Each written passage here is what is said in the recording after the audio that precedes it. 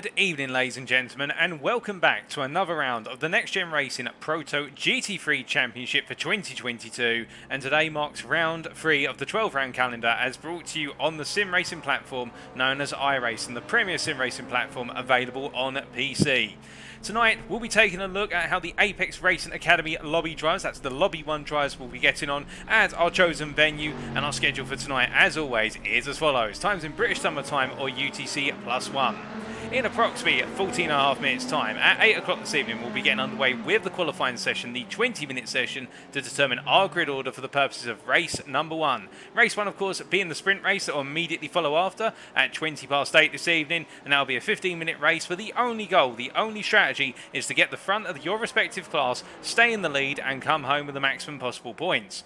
After that, we'll be letting our drivers take a brief break before returning in the build-up to the feature race. We'll return at approximately 5 to 9 this evening for the feature race, which will be scheduled to kick off at approximately 9 o'clock. And that will be the 60-minute race, 6-0 that is, not 1-6, 60 minutes. And that will be the race that is all focused around the strategy as well as the pace out on the circuit, while drivers have to conduct that all-important mandatory pit stop. And that could shake up the order.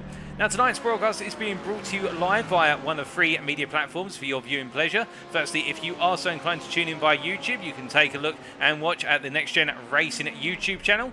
Alternatively, if you are a Facebook user, you can go to facebook.com/groups/NXTGEN Racing. Or last but not least, if you are a Twitch user, you can tune in via twitch.tv/TX141. Now, who is TX141, I hear you ask? Well, that's me, your commentator and host for tonight. My name is Paul Walsh, also known as TX141 or Britain a Spit, depending on what media you follow me on, and I'll be bringing you your racing action throughout the entirety of this series over the course of both lobbies. That's both Lobby 1, the Apex Racing Academy lobby, which we're focusing on tonight, and also Lobby 2, which we bring to you, of course, on Fridays from this point onwards, and that is the IMB Raceware lobby. And all of our drivers will be taken to the circuit tonight. We're in their Lobby 1 or Lobby 2. They all race on Wednesday evenings, but we can only bring you one of the races live, or race rounds live, I should say, and it's Apex Racing Academy who gets that live coverage. Well, speaking about Apex Racing Academy, it's only appropriate we do introduce our title sponsor for this lobby, and, well, we hand over to them.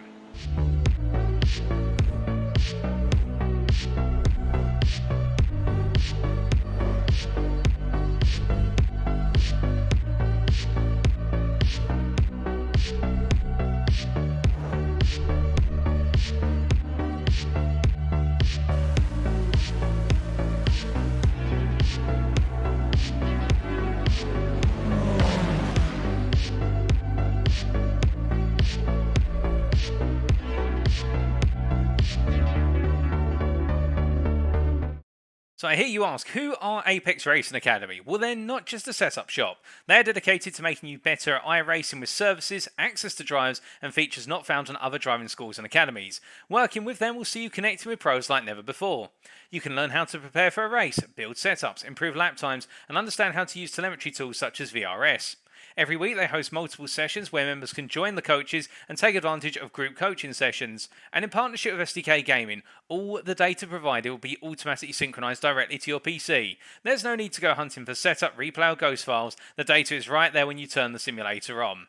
Interested? Then why not sign up now at apexracingac.com. That website again, apexracingac.com.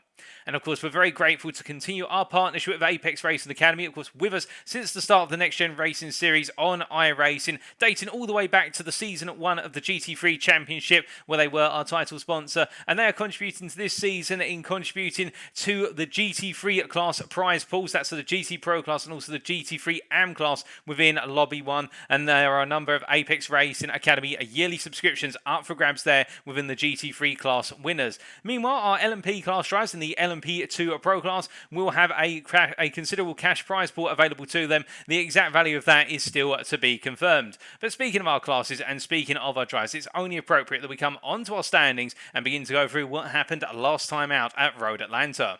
So as we can see here, looking firstly at our LMP2 class drivers, the pros in the LMP2 class, is Chris Daines, who is out front right now with another perfect night of racing. 2 back-to-back perfect rounds, picking up the maximum possible score of 56 points once again at Road Atlanta, with the win in the sprint, the win in the feature, the fastest lap in both races, and of course pole position to act as the cherry on top. Can anybody stop the Verano Motorsport driver, or will it be the case that he's able to make it a hat-trick of perfect nights tonight? And indeed, everybody will be gunning to try try and spoil and upset his result or his search for perfection, given the fact that, as he said in the interview with him, post-round interview at Road Atlanta, the LMP2 class, particularly the Dallara 217, is the machine which he focuses on and absolutely loves to drive. And can anybody take a torch to his dominance? Well, second place man Gaz Williams would love to do so from Next Gen Racing with a great run of form last time out at Road Atlanta, picking up a further 40 points, taking them up to 80 points with a 9-point advantage over Alex Everett there from Crest Autosport with Apex Tracks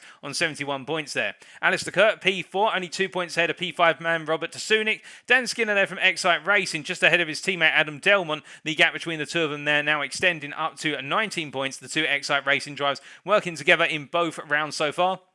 And Jamie Dory, EMP8 then 34 points, only 2 ahead of Ed Lack. And then last but not least from CXR Project Black, much like his teammate Ed Lack, is Phil McDougall there, who brings up the rear on what is 24 points in at P10. Meanwhile, we head over to the GT3 Pro class, and it is the case that after 2 rounds, it is now Billy Fletcher who leads the championship there, only 4 points clear of Matt Caruana. These two veteran rivals, of course, dating all the way back to Season 1 of the GT3 Championship, and of course in Season 2 we saw them come to blows again out on circuit in the most amicable fashion, brilliant battling between the two of them, and only separated by 4 points. It is the case that Fletcher's consistency has put him on top, but it's Matt Caruana's phenomenal form last time out at Road Atlanta, almost picking up the perfect score, minus missing out on the pole position, losing that to Tom Edmonds, another one of his rivals. And it is the case that Matt Caruana has jumped up into that P2 spot. Carmelo Mettello with a great pair of results in P3 now on 71 points, and he is of course the best part of 8 points ahead of Tom Edmonds, who had a difficult time last time out Road Atlanta with a retirement in the feature race, seeing him lose out on a critical point scoring opportunity. Otherwise it could be said he could be right up there leading this championship after round number 2. William Foale there in P5 on 61 points, only 1 point ahead of Matthew Hodges from CXR Project Black, and there's a 7-point gap to Callum Regarton, who had a retirement in the feature race, which saw him miss out on critical points and drop well down the order of the P7. But you can see there the delta between P1 and P7, less than 30 points, and that just goes to show you how close this battle is for the championship to date. Gavin Gardner, a further 3 points behind on 50 points there, putting in consistent performances over both rounds so far, much like Jean-Louis Deschamps, in fact, who's on 44 points, and will be looking to try and continue that form tonight. Lee Horn, not able to take to the circuit last time out at Road Atlanta, not picking up any points, now P10 on 29 points. Maurizio Micconi, meanwhile, again not able to take to the circuit, no points scored for him, at 25 is his current tally. Stefan Albanese in a similar situation on 23 points, and then Maurizio Massi there, able to take part in the sprint and put another 13 points on his tally, but missing out in the feature race then now on 19. And last but not least, not taken to the circuit last time out, Eduardo Frenekishim, who is only on 16 points at this time, down in P14. Meanwhile, we come over to the GT3 AM class, and the story there, quite similar to the GT3 Pro class. We have a leader in the form of Jochen Sigert, the German driver, now leading by only 4 points ahead of Matt Emmons, and it is the case of Emmons having a good revival form at Road Atlanta. He was able to close the gap to the top, but it is the consistency of Sigert that has seen him take to the top of the standings. Will he still be there come the end of tonight? We'll have to wait and see. A further 5 points back is Ben Payne in P3, his consistency also shining through, with Morten Oosterhuis out on 61 points, and Hilliard Esports driver there starting to come up through the ranks. Indeed, all 3 drivers are looking good. Matthew Addy there in P5, taking the pole position at last time out of Road Atlanta to add to a win in the sprint race and a good result in the feature, seeing him now up to 60 points and reviving his form after that difficult day at Watkins Glen in the season opener. A point ahead of Nigel Stock there, who in picking up the fastest lap in the sprint race has made sure that he's had good points on the board going into tonight. Alexander Batak on 57 points there, and it is the case that Batak getting a great run of form at Road Atlanta, and he'll be looking to get some good results again tonight to move further up. And meanwhile, Stefan Gamble Rasmussen, who was our overall winner at Watkins Glen last time out in the GT3 AM class, wasn't able to take part at Road Atlanta. No points for him. He drops to P8, but he'll be looking to come back strong tonight, given that each driver has access to 1 drop round. They only have their best 11 scores tallied come the end of the championship. Stuart P. Taylor there in P9 on with 38 points, having a difficult day at the office in the feature race in particular with that retirement, and Joseph McManus not able to take to the circuit last time out, currently P10. Scott McLean not able to take to the circuit either, nor Darren Doherty or Callum Jenkins, and as a result they make up the rest of our GT3 AM class down to P13, and a lot of drivers decide to use Road Atlanta as their drop round. Well, the big question about it is, what about today's round at Mosport, or Mosport as we like to call it, given the fact that it's such a tricky circuit, but we'll come to it very shortly. Because before we do, we need to talk about the team standings, and we can see, of course, these teams either being split across both lobbies, or some teams localised to one lobby in particular. particular, but it is the Mark Sykes Designs team standings here, and we can see that RP Motorsport Pro-Am currently lead by 20 points with their brilliant form in the IMB Racewear lobby. They are leading by 20 points ahead of McChange by DB2. And McChange by DB2 on 162 points, much like Verano Motorsport, but ahead on result count back in the end. Hilliard Esport in at P4, they're on 155 points and building a lot of momentum. We'll need to keep our eyes out for them tonight. Next Gen Racing P5 on 148 points, 2 ahead of their sister outfit, Next Gen Racing, with Sam Cases UK, who in turn are 4 points ahead of our racing team Astra Team Orange, or RTA in short. In P8, McChange by DB1, having a difficult start to the season at Watkins Glen, but finding that form last time out of Road Atlanta, 137 points to their name. Crest Autosport with Apex Tracks, meanwhile, on 136 points, much like Team Tetra Rouge, but ahead based on countback. And outside the top 10 there in P11, Altitude Esports on 134, 10 ahead of Racing Team Astra Blue in P12, and then we have RP Motorsport Senior in P13 on 122, 3 points ahead of RD Simsport, Team Racing Netherlands in P15 on 114. TGC Racing P16 ahead of DRS Esports LMS1, who are under 100. Excite Racing in P18, Crest Autosport Ferrari P19, and CXR Project Black on 92 points, rounding off our top 20. And outside the top 20, but not to be forgotten about, Hollerton Racing there in P21 on 71 points, 1 point ahead of MRC team. It's then BRM, DRS Esport LMS2, and last but not least, TGC Bottom Split Heroes bringing up the rear in P25 on 33 points.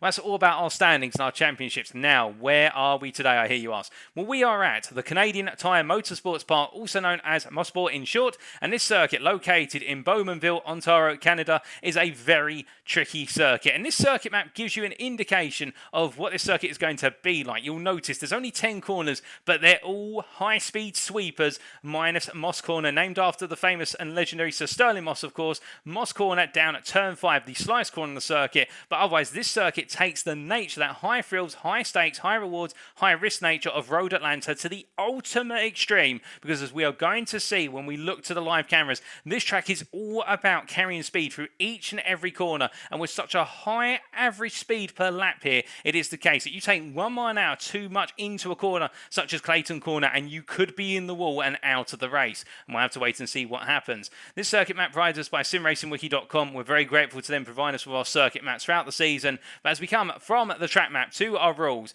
same rules as always. In the overall racing for tonight, our drivers shall be running the iRacing sprint setup on their cars. It is a fixed setup series. In the sprint race, our drivers shall receive a drive-through penalty if they accumulate 17 or more instant points. And in the feature race, the grid shall firstly be set as a reverse grid based on the results of the sprint race, with the grid being separated into car classes, so the LMP2s will start ahead of the GT3s, starting approximately 2 seconds apart. There shall be 1 mandatory pit stop, which will require drivers to take on fuel, but changing tyres is entirely optional.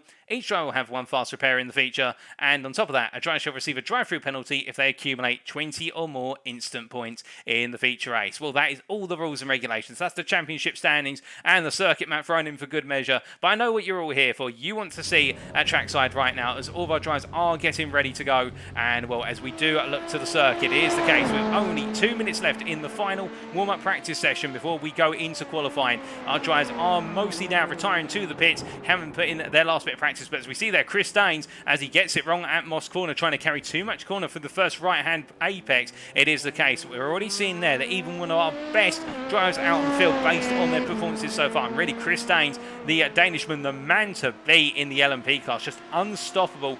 It is the case that one tiny little mistake, if the tyres are not up to temperature, you try and carry too much speed, lean too much on the tyre, or over-rely on the aero, that could be it. That could be your race out of commission. And we'll be waiting to see whether we see any giants fall or whether we see any small individuals in terms of their small scores so far suddenly erupt onto the scene tonight. Indeed, we're only at round number 3. We are not quite through a quarter of this season so far. We will become the end of tonight, and there is so much to play for in this championship as our drivers are continuing the tour of what is the American continent and of course Canada as of this evening. But Daines right now the man to beat from Verano Motorsport in the LMP class, and who will be able to take some points off him today? He'll be looking for a hat-trick of perfect nights. Will he be able to get it? That will be the big question.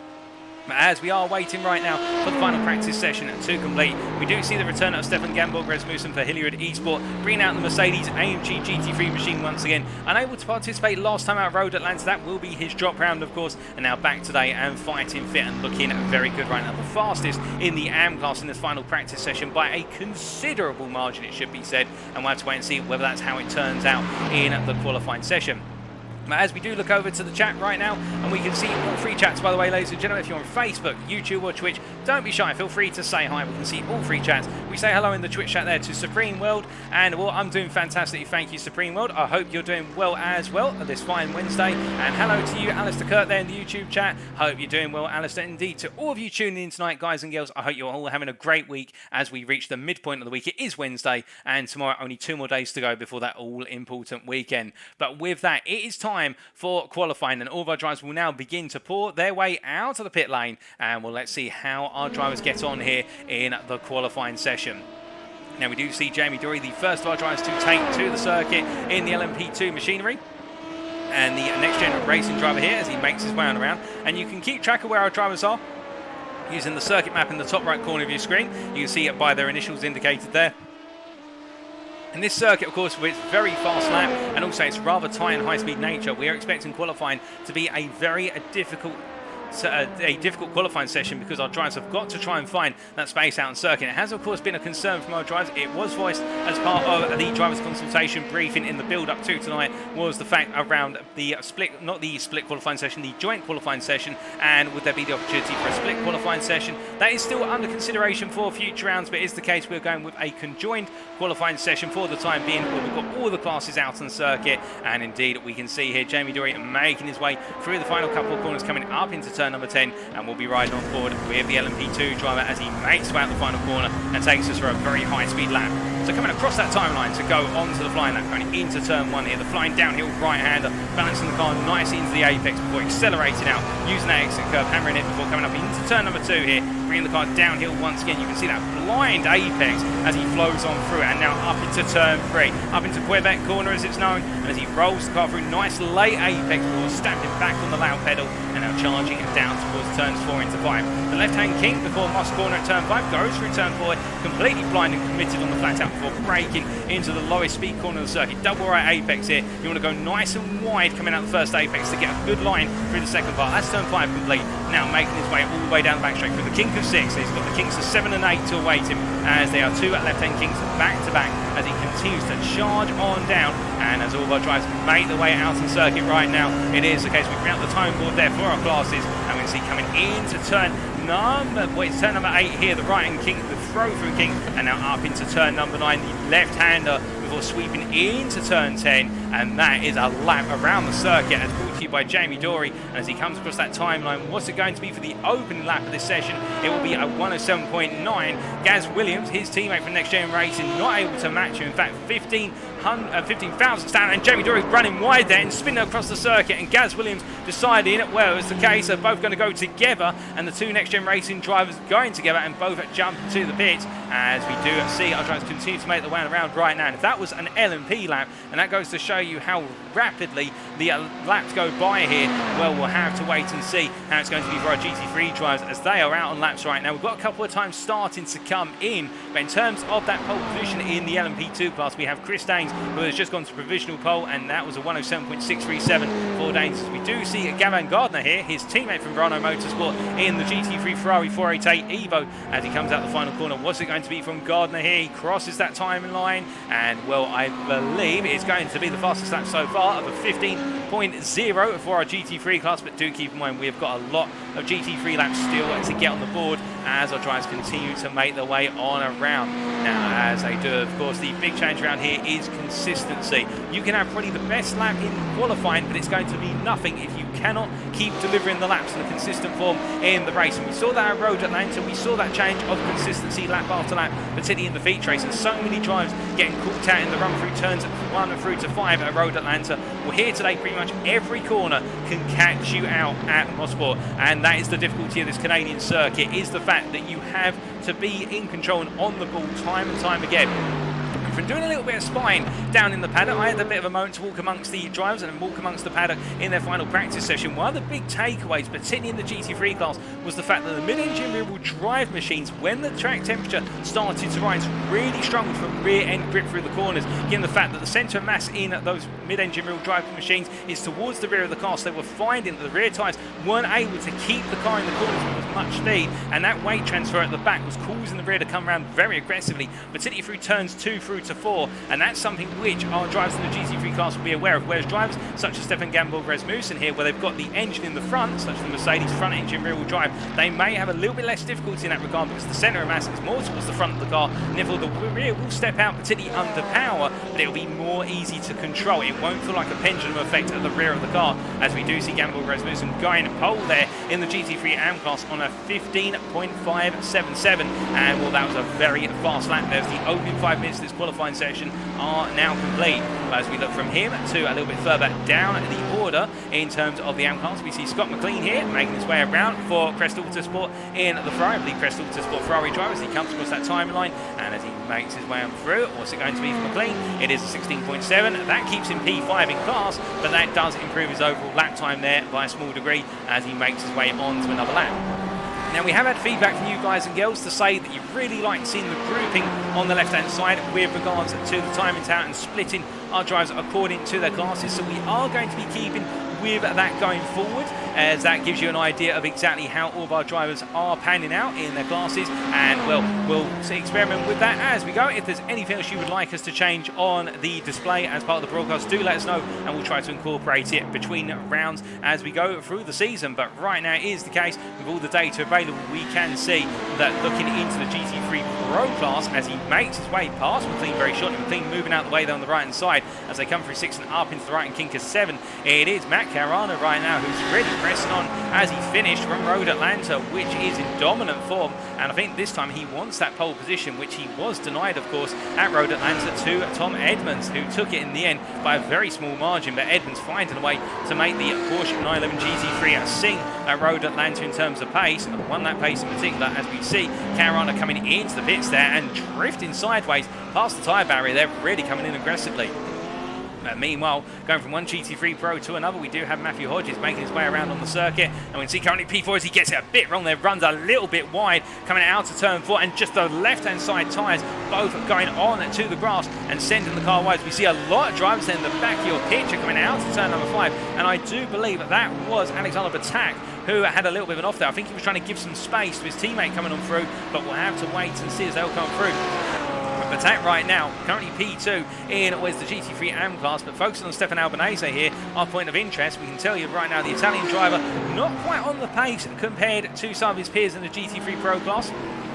Currently on a 115.86. That puts in the best part of 8 thousandths off of Miconi, but in return, in terms of that pole lap set by Matt Caron, that provisional pole lap, he is almost a whole second off by comparison right now. In fact, a little bit more than a second off. But he does improve Albanese to a 15.841, but it's not enough to get him within a second, 1.3 seconds in fact, of Matt Caruana as they currently stand. And well, Matt Caruana here has just left the pit lane to go on to another lap, as we do see there. It is the case that Albanese sliding a bit loose coming out of turn number 2, and I think he's going to jump to the pits for repair work, as we see Lee Horn here returning after that absence at Road Atlanta and making his way on to a lap. And we ride on board with Lee Horn in the Porsche 911.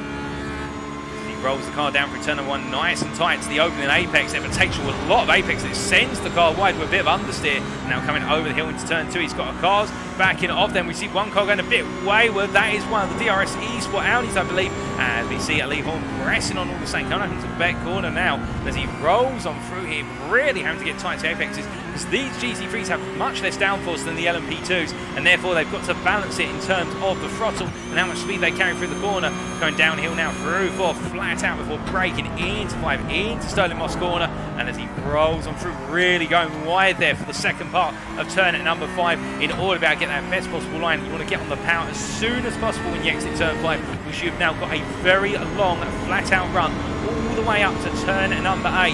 And as he makes his way down the back straight here, and this will see a lot of overtaking opportunities arise. He heads through the kink, and now coming into sector 3 here, into the braking zone for turn number 8 very shortly, just a dab of the brakes and a lift. And as he rolls the car through the 2 apexes here, he's got to keep the car to the right, so that way he can bring it into turn number 9, into left-hander, settling the car down, braking into turn 10, and that's the sequence of corners complete. And as he makes his way out the corner, what's it going to be here for Lee Horn? Can he improve from P11 in class at the moment? He crosses the line, and it is not an improvement. He's going to have to go again. It is a case that Lee Horn not finding that lap time. And, well, I think it might have been the case he had to back off quite significantly, given the fact he had Matt Caruana lifting off through turn number 2 on his outside, and he also had a wayward Audi ARA ahead of him coming out of turn 2. That was making its way off circuit. I think Lee Horn deciding that caution was the better part of valour. But as they continue to make their way around our drivers here, we look to William Foyle, one of our only drivers in the McLaren MP412C, and of course running around in that V8 bi-turbo machine, as it looks as though that was Callum Jenkins, who's had a bit of a moment at turn number 2, and well, in the end it was a situation where William Foyle taking evasive action by staying to that outside line and literally threading the needle, and my goodness, he was brave. You can see here having a lift off as he has got one of the NXTGEN Racing, what are the P217 LMP 2s coming on through, and in fact I'm actually not sure if that was them, alternatively Robert Asunik coming on through, but regardless, one of the orange LMP 2s roaring on through, and we can see here William Foyle making his way around and building himself back up to speed, and we're trying to find some space out to the circuit. The space is there, and you can see on the circuit map where some drivers do have that space already, such as Gareth Williams, for example, as we pan around to the back straight here, and particularly coming down towards turn number 8. He's got the space, but behind him he does have one of the Excite Racing machines following after him, and I believe, unless I'm very much mistaken, that is Dan Skinner behind, trying to stay as close as possible and use the draft over the back of Gaz Williams' machine as they make their way across that timeline. Well, Williams does not improve on that lap, and meanwhile behind him Skinner does improve to a 108.0, but it keeps him 6th in the class as our drivers make their way on around. But as they come roaring on down, and now with half this qualifying session still to go, plenty of time out there, and indeed our drivers will be looking to try and find as much lap time as they possibly can, because qualifying is going to be critical here in terms of setting drivers up well for the purposes of the race, because overtaking is highly possible, but it's very high risk overtaking here unless you really have a pace advantage. We can see that Eduardo Francochin, who has returned as of tonight, we can see the DRS eSport driver in the Audi R8 making his way into turn 2 here, and the Audi R8 in particular, a very sensitive car, and you can see how sensitive it is as Francochin loses the rear end there. But to be fair, a phenomenal catch, and I do wonder whether he might be he may be playing cricket in his spare time, because that was a catch and a half, and well, he almost went out into the field, but he decided in the end he was going to bring the car back onto the circuit, but he has returned it to the pit lane because that is an aborted lap, and he'll want to go again. He's probably put quite a heavy flat spot on those tyres through controlling that drift. As we look to Billy Fletcher here, our championship leader in the GT3 Pro class going into tonight. He's making his way out of the final corner, and well, is Fletcher going onto a lap? He is indeed. We ride on board here with Fletcher as he takes us around in the Lamborghini Huracan. Rolling out of turn number 1 then, and now coming up into 2, and of course this mid-engine rear-wheel drive car powered by the Audi V10 engine is going to be very sketchy going through these sweepers, particularly as that tyre temperature goes up. And as he makes his way into the wet corner, he's got a bit of traffic that stays well out the way. That's why the DRS eSport Audis, and as he makes his way through turn number 3 and up towards 4 or 5 now, Fletcher looking in very strong control of the car here. The Altitude eSports drivers, he rolls on down through 4, now braking into Moss corner at 5. As he rolls through here, you can see having to use that full width of entry into turn 5. A lot of GT3 drivers doing so to expand the corner and get the power down as quickly as possible out of 5 and into 6. As he makes his way down that back straight, now this is looking a good lap so far from Fletcher. Is it setting any timing screens alight? No, not at the moment. But as he makes his way down the back straight, he's got a bit of space and rolling on down towards turn number 8, then building up to the maximum possible speed. Into the braking zone he goes, down with the brakes, and then lift off, keeping it nice and tight. You can see the rear just coming around there. That is the nature of these mid-engine wheel drive machines such as the Lambo, just the rear stepping out. And as he makes his way through the final corner here, we'll wait to see what Fletcher's going to be able to achieve. I don't think it's going to be an improvement. In the end, he was down in all 3 sectors. He crosses that timeline. It is not an improvement, but to be fair, at the moment, to be P3 and only 2 attempts off of Matt Caruana, I don't think he'll be too annoyed at that. But then again, we do know that Fletcher loves to win. Indeed, all of our drivers do love to win and have fun in equal measure, but Fletcher will be pushing hard to try and find a way to usurp Caruana and Edmonds for pole position in the GT3 Pro class. But we look from them to our LMP2s, and it is Ed Lack who is now provisional pole in the LMP2 Dallara PT117 class as he makes his way there through turn number 3 and up towards 4. He is 2.5 tenths faster than what is the ultimate man of the hour at the moment, Chris Daines. Could this be the first sign of a chink in the armour for Chris Daines, in the fact that Ed Lack has been able to set a time that is quite a sizable margin ahead of the Danishman? Then again, he may have had a bit of a toe, and you can see Daines still responding, improving to a 107.1, but he is still 2/10 off of that provisional pole time, and we've got 6 minutes to go. Could this be the first time we see a different driver in the LMP2 Pro class on pole position? We will have to wait and see. But whilst we are waiting and seeing, we can see a good number of you there in the chat, including Katie Eames in the Facebook chat, cheering on Matt Emmons, and also Nathan Scott there in the YouTube chat, and also Arjan Kregel. And we hope you guys are doing well as we do look to the driver mentioned by Katie Eames, and that is Matt Emmons, of course, as right now the Audi R8 driver who had that difficult time at Watkins Glen, including contact with his teammate in the sprint race. His teammate Matthew Addy were the two drivers who were definitely on form for P1, P2 in the sprint race, ended up relegating themselves out of the podium positions. And since then, Matt's got his head down, and to be fair, and the same with Matthew Addy, they've both got their head down. Last time out at Watkins Glen, the results came on to a degree for Emmons, although there were some mistakes, and tonight he is currently P2 in the GT3 AM class in this qualifying session, 0.3 of a second down off of Stefan Gamble and Rasmussen, but at the same time I think Emmons will take a P2 with both hands and shake your hand very much. Because given the fact that right now he'll be looking for those results, and again the Audi, a very fast car around here from what we're gathering on single lap pace. Oh goodness me, and there's contact there between Emmons and I believe, unless I'm very wrong, that's Stefan Albanese who was trying to return to the circuit. He's parked up now, he was trying to bring the car around, he's jumped to the pits. I think Emmons will have a few words to say about that contact between the two of them as we look now to Matthew Hodges making his way on around. But as they come on through, it is the case that Hodges currently P5 in class and looking to try and find a bit more lap time out there as he heads on down the back straight. As they roll through here, of course, and with less than 5 minutes of this qualifying session to go, the circuit now will be in its prime in terms of the amount of rubber being laid down. Of course, temperature will be going up, track temperature will be going up. Again, we haven't got too much cloud today, and we've got a load of cars out on circuit. And when I say a load here, to be a little bit more scientific, we do have 30 cars out on circuit. I believe, in fact, 31. Unless I'm very mistaken. And is that Mikel Andreasen making his way on circuit for Hilliard Esports?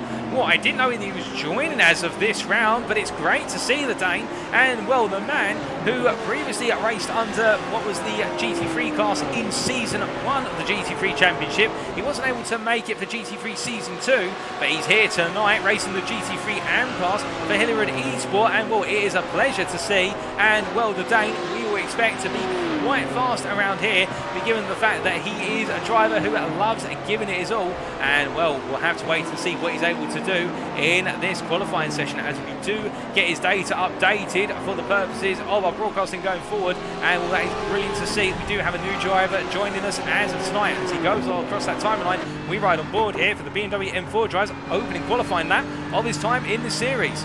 Going through turn number 1 there, nice and smooth, and you can already see that translation of the weight towards the front of the car and how it helps the car go through these sweepers. You'll notice he can't carry as much speed into the corner, but he can be bolder on corner exit. And now rolling down into turn number 3 here. Again, being that understeer under braking, but as he comes through the apex, that's where he can get on the power more boldly, as we see Matt Emmons there sideways across the road, but moving off of the racing line. And now coming down into 4 here, flat out over the drop, and as he makes his way into turn number 5, now you can see having to give way to a P217 coming through, and that is Chris Daines there absolutely roaring on through and timing it near perfectly, Daines, to sweep up the inside.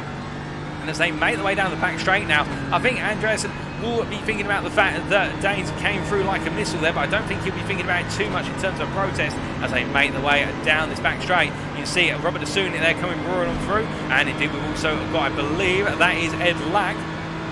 As we see Andreasen make his way into turn 8 here, and again having to carry it nice and tight to the apex before rolling the car into turn 9, taking a middle ground approach to turn 9, then middle of the road, which sets him up a little bit more poorly for turn 10 than he would perhaps like. And as he comes around to complete his opening flying lap of this qualifying session, what's it going to be for the Dane? It's P9 in class in the GT3 AM class at 116.6, but he will have 2 more laps to try and improve on that lap time as he makes his way down into turn number 2. Now, as he rolls on down here, we are coming to the end of this qualifying session, and well, who else out there is looking to be pretty fast?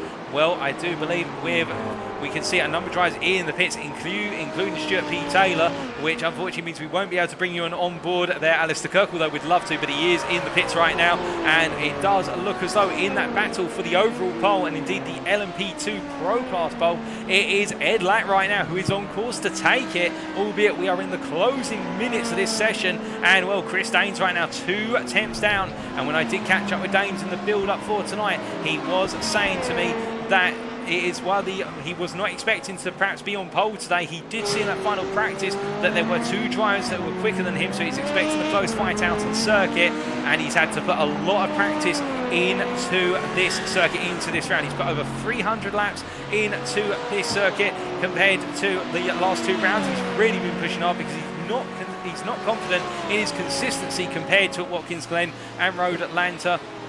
Well, speaking of the man, we can show you him here, and as he makes his way on through, he's expecting this circuit to be highly changeable because with ever-changing temperatures, the track's nature can change from one lap to the next and catch you out when you least expect it. And the curbs as well, violent curbs, we've seen those curbs catch a number of drives out already. He feels like it makes it impossible to run over the curbs, and if you do, expect a huge car correction or far worse. And we think we've seen far worse for some drives already, so he will be targeting, and Daines was saying to me, he'll be targeting going into tonight P3. He expects it'll be a damage limitation round. We'll have to see, but right now he will be P2 if everything finishes as is. But he is the fastest man in Sector 1 at the moment. He's really giving it all. He's the fastest man in Sector 2. He takes a bit of grass with him into Sector 3 here. Can Chris Daines take back pole position in the LMP2 class? He's flying right now as he comes through the final 2 corners here. This is looking a very quick lap. And as he makes about the final corner, the rear kicking out. He loses time in the final sector, but is it enough in the end? It is enough. It's a 106.8. What about Ed Lack? Can Lack respond? I don't think Lack's on a flying lap right now. I think Daines may have done it literally the final lap. He's had to throw the kitchen sink and then some to do it. And as Lack makes his way through the final 2 corners here, he's down in sectors 1 and 2. I don't think Lack's going to be able to take it back. And he peels into the pits. Adam Delman's into the pits as well, I believe. And also Gaz Williams is coming on in. We've got a couple more LMP drivers going out there, but it is the case. I think Chris Daines has taken it back. Meanwhile, in the GT3 Pro class, they've all said and done, and it's Matt Caruana on pole, 1/10 clear of Tom Edmonds. And in what is, meanwhile, the GT3 AM class, with Nigel Stott being the only driver out on circuit, it's Stefan Gamborg Rasmussen who in the end takes pole position by only 800 versus Matthew Addy.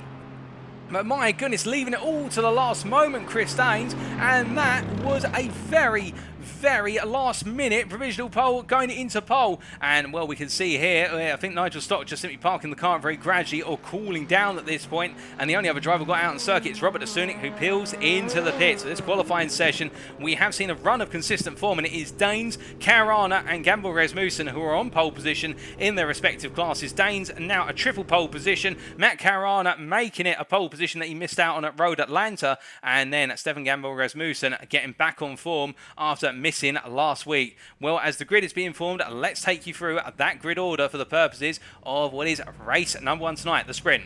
So lining up and pole then for the LMP2 class, and overall is Chris Daines from Verano Motorsport in the end, snatching away pole position from Edward Lack by 7/100ths of a second. That's how close it was between the 2 of them, but Lack definitely closing that gap. Meanwhile, Adam Delman takes us off on our second row there for Excite Racing, with Gareth Williams alongside him with NXTGEN Racing. Then it's Dan Skinner on a row number 3 in P5 for Excite Racing, with NXTGEN Racing's Jamie Dory just missing out on P5 by what was 4/100ths of a second in P6. Robert Asunik P7 for Team Racing Netherlands. And then last but not least, our LMP2 qualifiers here, Phil McDougall from CXR Project Black. Matt Caruana on pole for the GT3s overall in the GT3 Pro class, the GTWR Roman Grosjean Academy driver, P9 there, and he just out-qualified Tom Edmonds by a 10th there, who will be starting in P10 for Altitude Esports. Billy Fletcher, P11, lining up and starting off our 6th row for Altitude Esports, with Gavin Gardner alongside him from Verano Motorsport. A great qualifying session from Gardner, his best of the season so far. We then have Matthew Hodges, who lines up in P13, starting off our 7th row for CXR Project Black. Alongside him is Eduardo Francashin from DRS Esport LMS1, and it's Carmelo Metello and Maurizio Micconi, both from DRS Esport, the LMS1 team driver, qualifying ahead of the LMS2 team driver in P15, P16. Lee Horn kicks off what is our 9th row there for NXTGEN Racing with Sam Cases UK, Stefan Albanese alongside him in P18, and the DRS Esport LMS2 driver will have to go some way to take on Lee Horn. William Full, the last of our GT3 Pro drivers there, starting in P19, the Crest Autosport with Apex Tracks drivers, and he is joined on the 10th row by our pole position man for the GT3 AM class, and that is Stefan Gamborg Rasmussen, who will be lining up there for Hilliard Esport. Matthew Addy will be starting off our 11th row in P21, the Next Gen Races with Sam Case's UK driver, and he'll be joined by Matt Emmons from the same team then P22. The two teammates will be looking to get good results but avoid making contact this time out as the grid starts to make its way around on the circuit. But as they make their way on through, it is the case of Nigel Stock will be starting off what is our 12th row there for Crest Motorsports Park with Apex Tracks, and alongside him will be Alexander Patak in P24 for Hilliard Esports. And then bringing up our final few rows, Ben Payne will be starting off our 13th row for Crest Motorsports Ferrari with Callum Jenkins alongside him, the privateer in P26. Darren Doherty, P27, starting off our 14th row, the privateer, who is joined by Morten S. Oosterhuis from Hilliard Esports in P28. Mikkel Andreasen, who debuts tonight in P29, starts off row number 15 for Hilliard Esports, alongside him Scott McLean from Crest Motorsports Ferrari in P30. And then last but not least, starting at the back, will be Stuart P. Taylor from TGC Racing, P31. Well, that is the grid, ladies and gentlemen, and as we build up to the opening race of what is our time here in the Apex Racing Academy at Canadian Tire Motorsports Park, or Motorsport in short, all our drivers making their way on around right now. We see Matt Carano at the head of the GT3 pack here as he comes through on the formation lap, and we of course have the manual double fold rolling start, and it will be that gap of which 2 seconds or so between our LMP2 drivers and our GT3 drivers. As we see here, Matt Caron just making his way. He'll be hoping to have this clear circuit ahead of him all the way on around, but meanwhile, as we look further up the road to the LMP2 drivers, we look to the blimp camera here and we can see them all in formation, and as they make their way down the back straight, it's a long way to go down that back straight behind the pace car, but when they do get racing, you can be sure it is going to be fast and furious. As we're hearing that Morten Oosterhuis has jumped to the pits. I'm not sure if he's just planning to start from the pits or whether there's some damage to the car, but that will promote some drivers up the order. But indeed, a very unique one this time out, given the fact that in the GT3 class in particular, we have seen no intermingling of our AMs and pros. It is the case the pros all qualified ahead of the AMs, which is a bit of a rare surprise, and it's the first time we've seen that. But as we look to our LMP2 drivers now, as they make their way up towards turn number 8, they'll be going racing very shortly. And just to confirm, for those wondering about Tom Edmonds, why he's listed as Altitude Esport, he's moved from RD Simsport to Altitude Esport as of this round going forward, as I've been informed.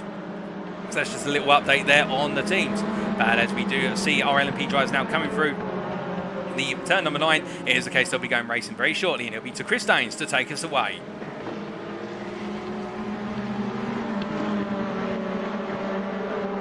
And it's lights out, away we go for race number 1 here at the Canadian Tire Motorsports Park. As they make their way down towards turn number 1. Daines holds off the charge from Ed Lack, but as they come rolling on through here, our LMP class drivers, you can see in the rear of your picture there, we do have Phil McDougall and also Jamie Dory both running wide, but a little bit further up the way, because, oh, goodness me, and that is Gareth Williams into the wall. And, well, I think Gareth Williams got a tap there from Edward Lack or Robert the Sunic by the looks of things. But meanwhile, Dan Skinner going deep into turn number 3, and as they roll them through and head up towards 4 or 5, we can see it's the case side by side now with his teammate Adam Delmont, who takes the position off of him. Meanwhile, further down the order in the GT3 classes, they all make their way through the opening sequence of corners. I think we've had a bit of an instant involving a couple of drivers here, and it does look as though in particular that Mikkel Andreasen, who's in P8 in the GT3 AM class, as he makes his way through turn number 3. Well, I think there's been a bit of contact, and Maurizio Bocconi in particular has definitely been involved in an instant, and I'm hearing that Adam Delmont's also been involved in a major moment a little bit further up the road. But as they all come roaring on through, things have calmed down. We've got a few instants to take a look back at, but it does look as though most of our drivers have survived this opening lap so far as they come on through. But we do look from the back straight over towards the timing line, and we see Chris Daines already 2.5 seconds away from Dan Skinner after 1 lap. Dan Skinner P2 in the LMPs, followed by Edward Lack P3, Jamie Dory P4, Phil McDougall P5, then Robert Sunic P6 there coming on through. There's Adam Delmont in P7, who's had a moment, and Gareth Williams has entered the pit lane for repair work down in P8. Meanwhile, in the GT3 class, we can see the GT3 pros as we see that there into the wall, unless I'm very much mistaken, that's Tom Edmonds with a spin, who's into the wall there coming out the final corner, and he's going to let everyone through. But we're about to say that it's Matt Carano who leads in the GT3 Pro class ahead of Billy Fletcher in P2. There's Matthew Hodges P3 there, followed by Gavin Gardner P4, then Carmelo Metello P5, followed by Eduardo Francoschina in P6. Behind them, Matt Emmons leading the GT3 AM class, getting a brilliant start there, Matt Emmons, and currently leading, and he is ahead of Alexander Patak here as they make their way through turn at number 3. Behind them, William Foyle, and he's P7 in the GT3 Pro class, the best part of P16 overall, as they make their way down towards turns 4 and 5. But we are hearing that Billy Fletcher's got it a bit wrong, and well, he's dropping down the order like a stone here, as we see Gavin Gardner trying to make his way in the drag race past Billy Fletcher for P3 in the GT3 Pro class.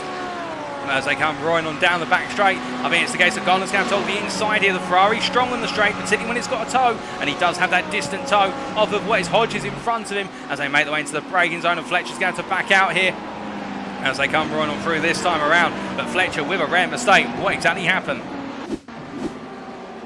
It looks as though there he's just simply understeered into Moss Corner, carried a bit too much speed, and the car's just said no, and then he's brought it back together, and well, that could have been a lot worse. But Fletcher there bringing the car under control very well, and that's something he's renowned for, is his car control as he makes his way behind Gavin Gardner now as they go on to another lap, on to lap number 3 for the GT3 drivers as they come down through turn at number 2. But speaking of moments earlier on the race, we're hearing that Edmonds has jumped to the pits. We do look a little bit further out on circuit right now, and we can see a bit further down the order. Stefan Gamble Rasmussen's into the pits as well. In fact, he's leaving the pits. Goodness me, there have been a few drivers who've had some major moments, and well, what happened to Gamble Rasmussen? Well, this was on lap number 2 here, and we can see the Hitter of the Eastwood drive coming down into the corner and just understeering wide there. Just no grip in those front tyres. The tyres just simply say, no, we're going straight, thank you very much. And, well, I wonder whether a little bit later on in the lap there's a moment as well, but Gamble Rasmussen there getting away with what was a very nail-biting moment. Well, he's had to come to the pits for a given reason. Perhaps there's some damage on the car that we haven't heard about,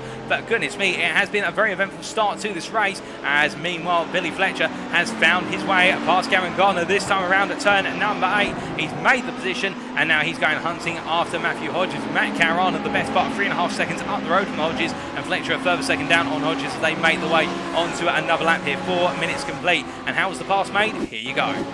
So making their way down the back straight here, heading up towards turn number 8, and well, it looks as though Fletcher just simply on the inside. Gardner didn't cover it off, and I think Gardner more wary at picking up the points rather than trying to hold at bay Fletcher this early in the sprint, which I think is a sensible move given the situation. But meanwhile, looking from them to Skinner and Dory here, and well, it looks as though the two drivers have been exchanging places, and Will Skinner has lost the place. The Excite Racing drivers dropped down a position, and Jamie Dory up to P3 in the LMP2 Pro class as they make their way onto another lap. The LMP2s now, of course, going onto a lap, and the lap ahead of the GT3s, and they're gradually catching up to the GT3 pack, the main pack. Oh, goodness me there! And I think Jamie Dory just getting caught out by the fact that we see that Stefan Gamble Rasmussen, and I don't think either driver knew which way the other was going to go. And Dory, in the end, I think having to take evasive action, grind along the wall, and Gamble Rasmussen has jumped to the pit. I think there may have been some contact there, and Gamble Rasmussen, indeed the Hiller of the Eastwood outfit, have not had a good race so far. A number of their drivers have had incidents, and well, it is not going their way as the drivers continue to make their way on around. And as we see Jamie Dory here make his way out of turn number 5 and heading down number 6, as well as a situation where Phil McDougall will be looking to go after him very shortly. But speaking of a driver on the offensive, meanwhile, we see that Billy Fletcher here chasing after Matthew Hodges, and we ride on board the gearbox here of Matthew Hodges as they come into turn 2.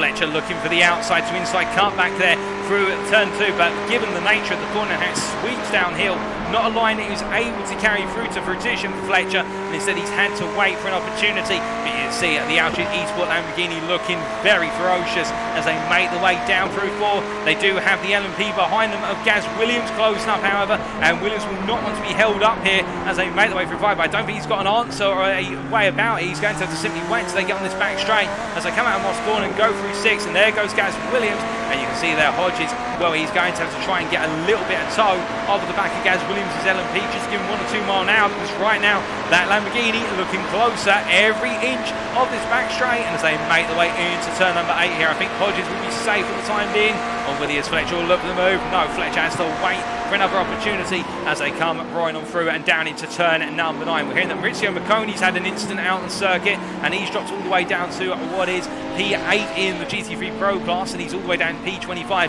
But right now Matthew Hodges holding on to P2 in the GT3 Pro class here, effectively P10 overall as he rolls on down through the right hander of turn number 1, going on to another lap. And looking very, very tricky as they roll on through into turn number 2 here, and we'll have to wait and see whether Fletcher's going to be able to size up a move, as we are hearing that Robert Cynic find a way past Dan Skinner, who's had off track. What's happened here exactly? Was they making away for the corner? That's Skinner we watch, and there's a bit of contact there, I think, with the Crest Autosport Ferrari, or just having to miss the contact, and as a result experiencing oversteering into the wall. And well, Skinner, I think, will be frustrated with that situation. You've got to feel as well for the Crest Autosport Ferrari there, which had nowhere to go, and it was holding up 3 LMP cars on a single master stroke. So I think they're a very difficult one for the drivers as they make their way around. And of course, this is the change of multi-class racing, is when you own the faster class and you come up behind drivers in the slower cars. But speaking of drivers coming up behind one another, Fletcher this time looking for the move on Hodges as they make their way down into turn number 8, and Billy Fletcher's going to try and go around the outside here. This is going to be very bold stuff, but Hodges in the end, he defended to the inside, but Fletcher there just having that grip on the outside. He's got that temperature in the tyres and he's in the zone. He's up another position, but Matt Carana now is 5 seconds away, and that's what Billy Fletcher's got to try and find a way to cut down here. And that last lap from Billy Fletcher was a 15.28 versus Carana on a 15.8. And we do know, of course, that Carana in that Audi may be experiencing some slippiness at the rear. That rear may not be as settled anymore as track temperature continues to rise. We'll have to wait and see, as we're hearing that William fall into the pit. And we look from our GT3 Pro driver leading here to our GT3 AM leader. And that is Alexander Batak here as he makes his way down through turn number 2. And looking very happy right now, as to be said, as he gets the rear out of shape coming out of turn number 2 into the wall. And this could be curtains for Alexander Batak, who's really struggling to get the car settled. And as they make their way through, it's now Nigel Stock who leads the GT3 AM class. And goodness me, if you wanted commentator's curse, you've just seen it, because Alexander Batak, who we were about to praise, has just had the mother of all moments. And it's Nigel Stock now who leads the class. And Will Stock, we have not seen this from him in a long time. Of course, remember last season he was in the Coach Dave Academy, Next Level Racing lobby in the GT3 Championship Season 2 in the Ford GT, and he made it work as much as he could.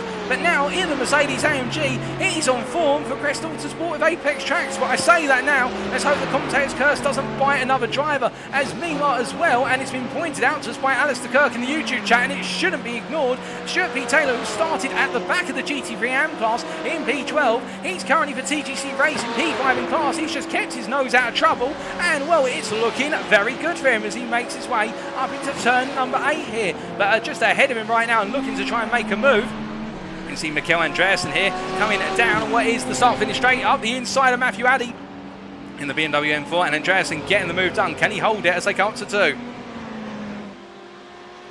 I think Andreasen will have that move nicely said and done in the end. And to be fair, Addy then not putting up a huge fight. And I do think it might be a worry for some of the mid-engine rear-wheel drive machine drivers now about those tyre temperatures getting high and the car coming loose. And we've even seen it with regards to some of our front-engine rear-wheel drive cars, such as, well, the one in particular was Alexander Batak with that mother of all moments coming out of turn 2. He's had to go to the pits. He's down in P10 now because of that moment, and that just goes to show you how relentless and merciless this circuit is. You put one tyre out of line, you put one foot out of line, and it is game over in terms of your race. And right now, Matthew Addy, I think, just trying to get the points on the board here and not do anything silly. And well, we saw him leading the class earlier on, but Matt Evans here in the pits, P9 in the GT3 AM class, much like his peers around him. Batak, we also got what is there, I believe that's Gamble Rasmussen as well, and they are all hand repair work done to the cars. Darren Doherty has also jumped to the pits after an incident. What happened to Darren Doherty? This was only moments ago for the privateers. He came down to turn number 2, and it looks a bit of understeer initially. He's then tried to get on the power, and the rear's just said no, and it's gone into the wall there for the Irishman, and that is very unfortunate. And that, I think, means that he's going to be in the pits for a considerable period of time, as Tom Edmonds also making his way around on circuit. But he's a lap down on the GT3 class right now, and this race has not gone his way whatsoever. He's P9 in the GT3 Pro class for reference as he makes his way on through at turn number 2. Now, as he comes on through here, we are hearing that Matthew Addy and also what is Mikkel Andreasen have both found their way past Ben Payne. I think Ben Payne's had a little bit of an off track, which has led to this, and in fact we're getting the feed from Ben Payne now. Well, it's Ben Payne losing the rear of the car at turn number 2 as Matthew Addy was coming on through there, and Payne then just getting the car off the road to avoid any potential contact. The Crest Autosport driver there being sensible about it. But it just shows you how many drivers are being caught out here by the Canadian Tire Motorsports Park circuit as they make their way around. We are now into the final third of what is this sprint race, and well, the challenge continues. But I can tell you one driver right now who he was worried about his consistency. Well, he's consistently been right up there. It is Verano Motorsports' Chris Daines right now leading the LMP2 class, and what in terms of his pace, that last lap was a 106.9, and to put you in the frame, that was the fastest lap in class, and also it was the fastest lap by the best part of 0.3 of a second versus the fastest lap set by Gaz Williams previously at 107.2, and compared to his peers on that last lap, and it shows you how much Daines is reveling in that pace right now. That last lap was the best part of almost a second faster than Edward Lack behind him.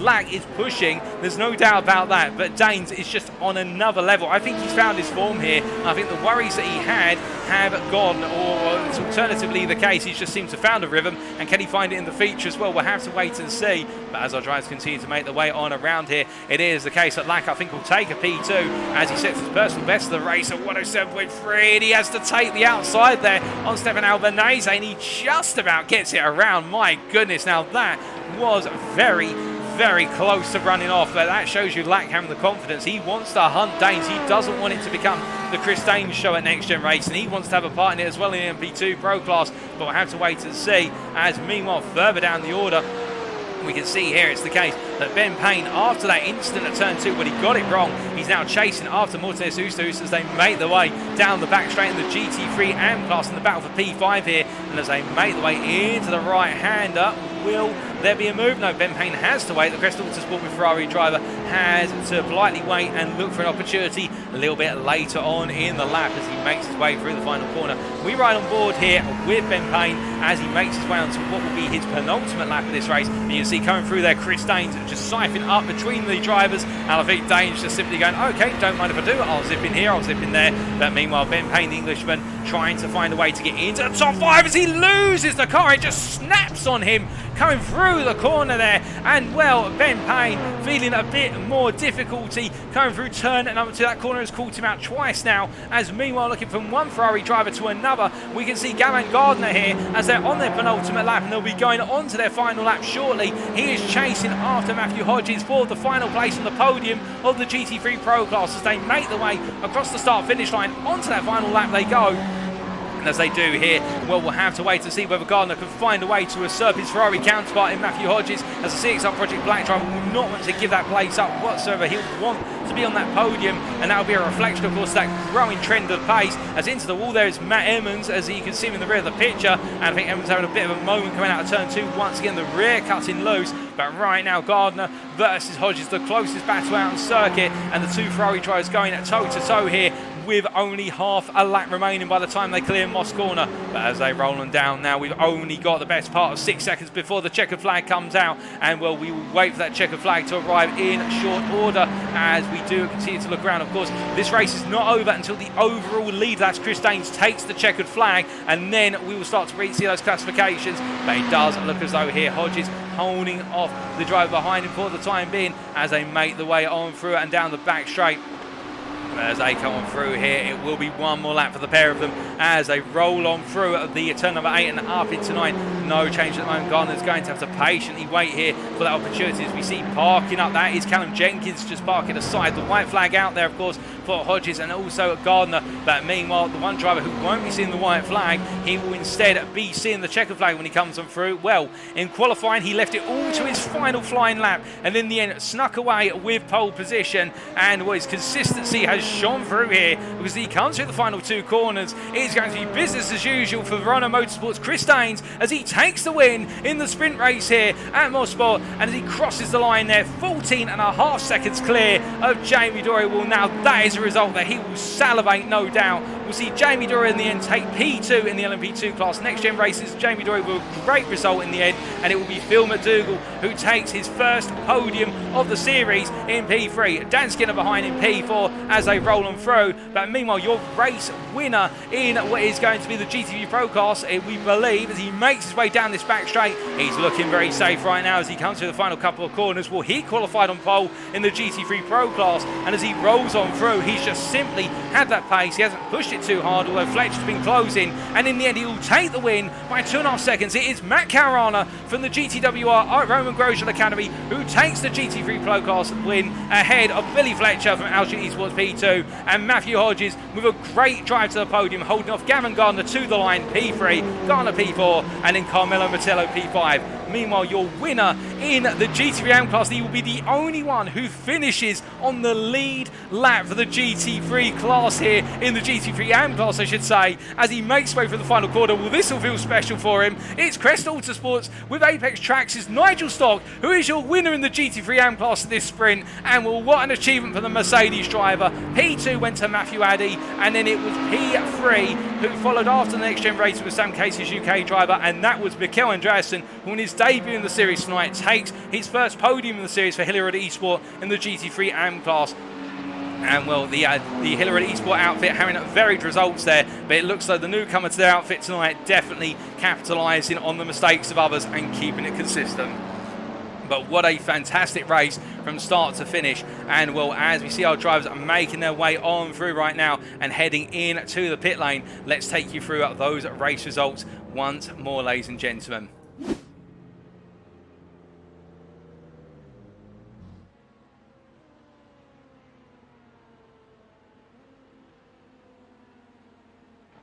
Well, in the end, as our race results finally arrive, it does look as though they've come through. They've taken a little bit of time to come through. We can see it is the case. And then Chris Daines taking the win by what was classified as 13.6 seconds ahead of Jamie Dorian P2, and that being in the LMP2 class. And overall, Phil McDougall in P3 in the end round off the LMP2 podium with Dan Skinner and Edward Lack behind.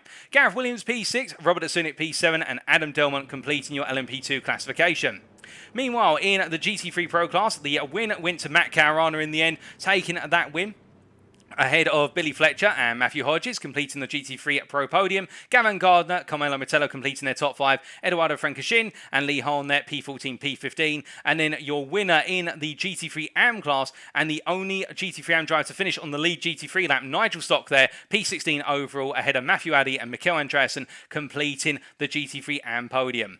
Behind them, not to be forgotten about, Morten S. Husus and Ben Payne complete the top 5 of the GT3 AMs. Then Stuart P. Taylor, Callum Jenkins, Alexander Patak and Matt Emmons down to P24, with Tom Edmonds in P25, Scott McLean P26, Maurizio Marconi P27, Stefan Albanese P28, and then Stefan Gamborg Rasmussen, Darren Dotley and William Foyle completing our 31 finishers there, albeit with a number of these drivers, of course, not making it to the end of the race due to technical difficulties with the car or damage picked up to the car, and they will, of course, not be classified for the reverse grid going into the feature race. But my goodness, this was an absolute thriller of an opening race for tonight's proceedings. And, well, looking ahead now to race number 2, the feature race, we'll hopefully be bringing that to you in approximately 14 minutes' time. That's when it will be getting underway here at the Canadian Tire Motorsports Park. But fantastic racing through and through. And, well, this circuit has definitely proven to be a roller coaster ride, and you will not want to miss the feature race that's coming up, ladies and gentlemen. We'll be back at approximately 5 to 9. We'll keep you posted if there is any slight delay to that, but we'll be back at approximately 5 to 9 for the feature race, and that will be, of course, the 60-minute race that kicks off at 9 o'clock this evening. 60 minutes, a mandatory pit stop, and the goal is consistency. Who's going to be consistent enough to bring home the results? Let's wait and see. But until then, we'll see you shortly.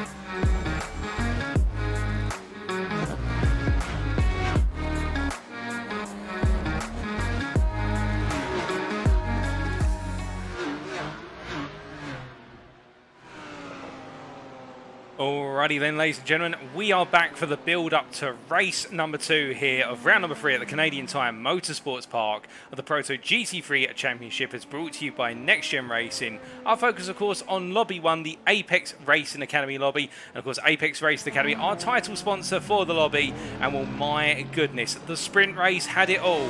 It had fast challenges up front. It had drivers coming through the field through consistency. It had drivers losing it and dropping it into corners. Great battling side by side all around the circuit as well. You name it, the sprint race had it. And now we're getting ready for a 60-minute feature. That's 60 minutes, a whole hour with that mandatory pit stop. And well, if the sprint race is any indication of how things are going to go in for the feature, we've got a lot to look forward to. And the challenge, of course, for our drivers is not just keeping it on circuit consistently for 60 minutes, but also making sure that they battle the drivers within their class to optimize their lap time. And our LMP2 drivers in particular got to try and find a way to cipher their way through the GT3s who are trying to have their own race, whilst at the same time the LMP2 drivers have got to have their race as well. And we saw signs of where that was going to be difficult already in the sprint race. A number of LMP drivers having to really try and find those spaces to move on through. And, well, I can imagine that race control right now, and particularly in the stewards room after tonight, they may have a little bit of work on their hands. But indeed, here at NXTGEN, we try to promote the fairest possible racing.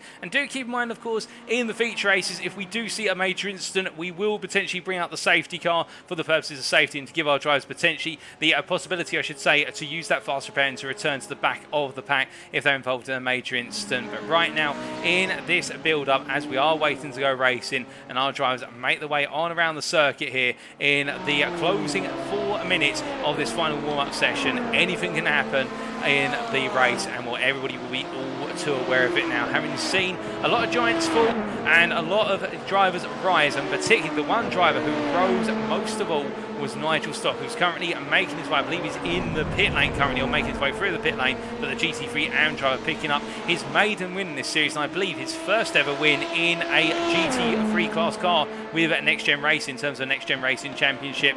But we will have to wait and see where he's able to make it 2 out of 2. But whilst we are waiting now, I should say, and our drivers making their way on around, it's only fair that we do say hello to a number of you who we didn't get the opportunity to say hello to whilst the sprint race was ongoing, of course, because our focus was on the race in action. We say hello in the YouTube chat there to Gareth Mills, who was wishing good luck to all the drivers tonight, was meant to be racing but have no power. Unfortunately, in South Africa, we have load shedding, hoping to be back next week. Indeed, we are missing you, Gareth Mills. And for those wondering who Gareth Mills is, he is the driver, the lead driver, and also the team owner of GM Racing, the esports outfit, the privateer outfit, which has participated in a number of NXTGEN Racing series on both Assetto Corsa Competizione and also on iRacing. And you can know their car via a very distinctive green and black liveried Porsche 911. Absolutely beautiful looking car with a GM Racing logo down the side of it. And Gareth Mills, I can assure you, one of the nicest chaps out there in the sim racing world. And definitely, if you get a chance to message him tonight in the YouTube chat, do feel free to poke him a message. I'm sure he will appreciate it. We can also see there Fujiwara So in the Twitch chat. We say hello to him, saying what a lap with regards to Chris Daines' pole lap. And also say hello to Sir Bottlejob there, who was wanting it to be all clean in the sprint race. And it mostly was clean, to be fair. We had the majority of our drivers make their way through the opening corners and through the opening lap, but then it went a little bit wrong after a couple of corners for some drivers. We also say hello there too in Facebook chat, in particular Jeff Perkis, Scooby G, and also to Martin Brinkworth, who's in the race control room right now. And well, Martin Brinkworth there saying, I have a headache flicking between screens in race control. And indeed, I can appreciate Martin, it must be a little bit of a difficult one. We also say hello to Iron Duck 92 in the Twitch chat, and all of you guys in the Twitch chat now coming out in full force. It's great to see. It's not just Supreme World who's representing the Twitch chat, and Iron Duck 92, of course, being our P3 man in the GT3 AM class at the end of the sprint race, and that was Mikael Andreasen. And well, he did not expect to finish in P3 after joining the lobby 15 minutes into qualifying, but it is the case. With a lot of practice up front with his teammates, it's really worked out well. And will he be able to make it 2 podiums out of 2? We'll have to wait and see, with only a minute to go in this final practice warm-up session before we go into that feature race. Of course, we form the grid and go racing. But as we see there, Billy Fletcher getting a little bit wrong. And of course, the sprint race and this feature race and also the qualifying session will all be used to provide feedback to our organisers about the series going forward, because this is the first time that NXTGEN Racing have run a dedicated multi-class racing championship. And well, we did see in qualifying in particular those challenges with regards to drivers trying to find the space out on the circuit. And a lot of drivers qualifying out of position in qualifying, already having to leave it to last minute to find that ultimate lap. And well, some drivers have already posted their feedback to race control and indeed the stewards room, and that feedback will be taken on board after this round. So of course, there is still the ongoing debate about how qualifying will be done for the rest of the series after round 3. Will it be done as split, so it'll be 10-minute sessions for GT3s and 10-minute sessions for the LMPs, or will we still have that single 20-minute session where everybody's out on the circuit? Of course, you can give your thoughts in the chat if you want. Those thoughts may be taken as well. Or in fact, I'll pass those thoughts up to our organisers to let them know. But right now, everybody's set. This final practice session is at its conclusion, and now it's time to begin forming the grid for our second race of tonight. That is the feature race in Lobby 1, as brought to you by Apex Racing Academy in collaboration with NXTGEN Racing. Now, as the grid is going to be formed, let's take you through that grid order one more time in terms of that reverse grid and how it applies to all of our drivers. So lining up on pole, it will be in the LMP2 class, Adam Delmont from Excite Racing, alongside him Robert de Sunic for Team Racing Netherlands. Gareth Williams and Edward Lack make up row at number 2, the NXTGEN Racing driver ahead of CXR Project Black's lead driver there. Excite Racing's Dan Skinner starts off row number 3 in P5, alongside CXR Project Black's Phil McDougall in P6. And Jamie Dory and Chris Daines make up our final row for the LMP2 drivers, the NXTGEN Racing driver starting ahead of the race winner in race 1, and that is Chris Daines for Verano Motorsport. Behind them, it will be the case that Stefan Gamborg Rasmussen starts off on pole for the GT3 AM class, being classified as last of our finishers in the GT3 class overall, and he will be joined on row number 5 by Stefan Albanese for DRS Esport LMS2, and it will be the case that he starts off as your pole position man for the GT3 Pro class. Maurizio Micconi, the DRS Esport LMS2 driver in the Pro category, will have Scott McLean alongside him on row at number 6, the Crest Autosport Ferrari driver there in the GT3 AM class, and then it will be Tom Edmonds from the GT3 Pros there from Altitude Esports, alongside him Matt Emmons, NXTGEN Racing's with Sam Cases UK driver there. They'll be making up what is row at number 7. We then have Alexander Patak and Callum Jenkins, the 2 GT3 AM drivers, one from Hilliard Esport, that's Patak, and the privateer of Jenkins, they make up row number 8. And then we have Stuart P. Taylor from TGC Racing and Ben Payne from Crest Autosport Ferrari, starting off what is row number 9 there, both GT3 AM drivers. Morten S. Usus and Mikkel Andreasen lining up on row at number 10 there, and it is the case the Hilliard Esport outfit drivers both starting alongside one another. Mikkel Andreasen, of course, our winner in...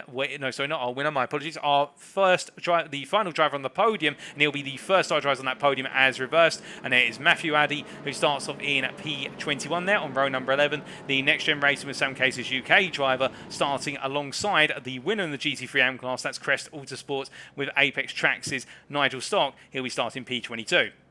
Lee Horn and Eduardo Francashin start off our 12th row, and that's the NXTGEN Racing with Sam Cases UK driver, joined by the DRS Esport LMS1 driver.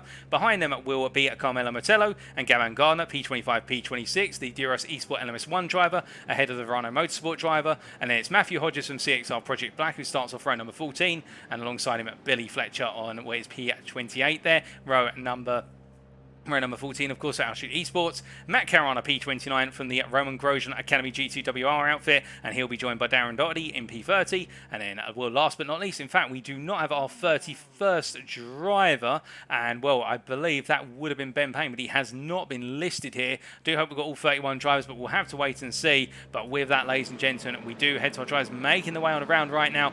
We're the gridding process complete, and they are currently on the manual double file formation lap here, and we can see it is the case. It will be Adam Delmont who takes us away for the 60 minutes of racing in the LMP2 class, and then looking further back, it will be Stefan Gamborg Rasmussen who takes us away for 60 minutes of racing in the GT3 class. And the GT3 AM driver, they're starting at the head of the pack, and well, we've just had confirmed there from Martin Brinkworth that it will be Ben Payne who starts from the pit, so he's not on the grid. He'll be starting from the pit lane, and he will be our final driver. In fact, I think we are missing a driver. One driver has not made it through the gridding procedure, and so we've only got 30 drivers taken to the circuit. And well, Ben Payne starting from the pit lane. Is that for safety? We'll have to wait and see, but let's see how Adam Delmont gets on as he takes us away for the feature.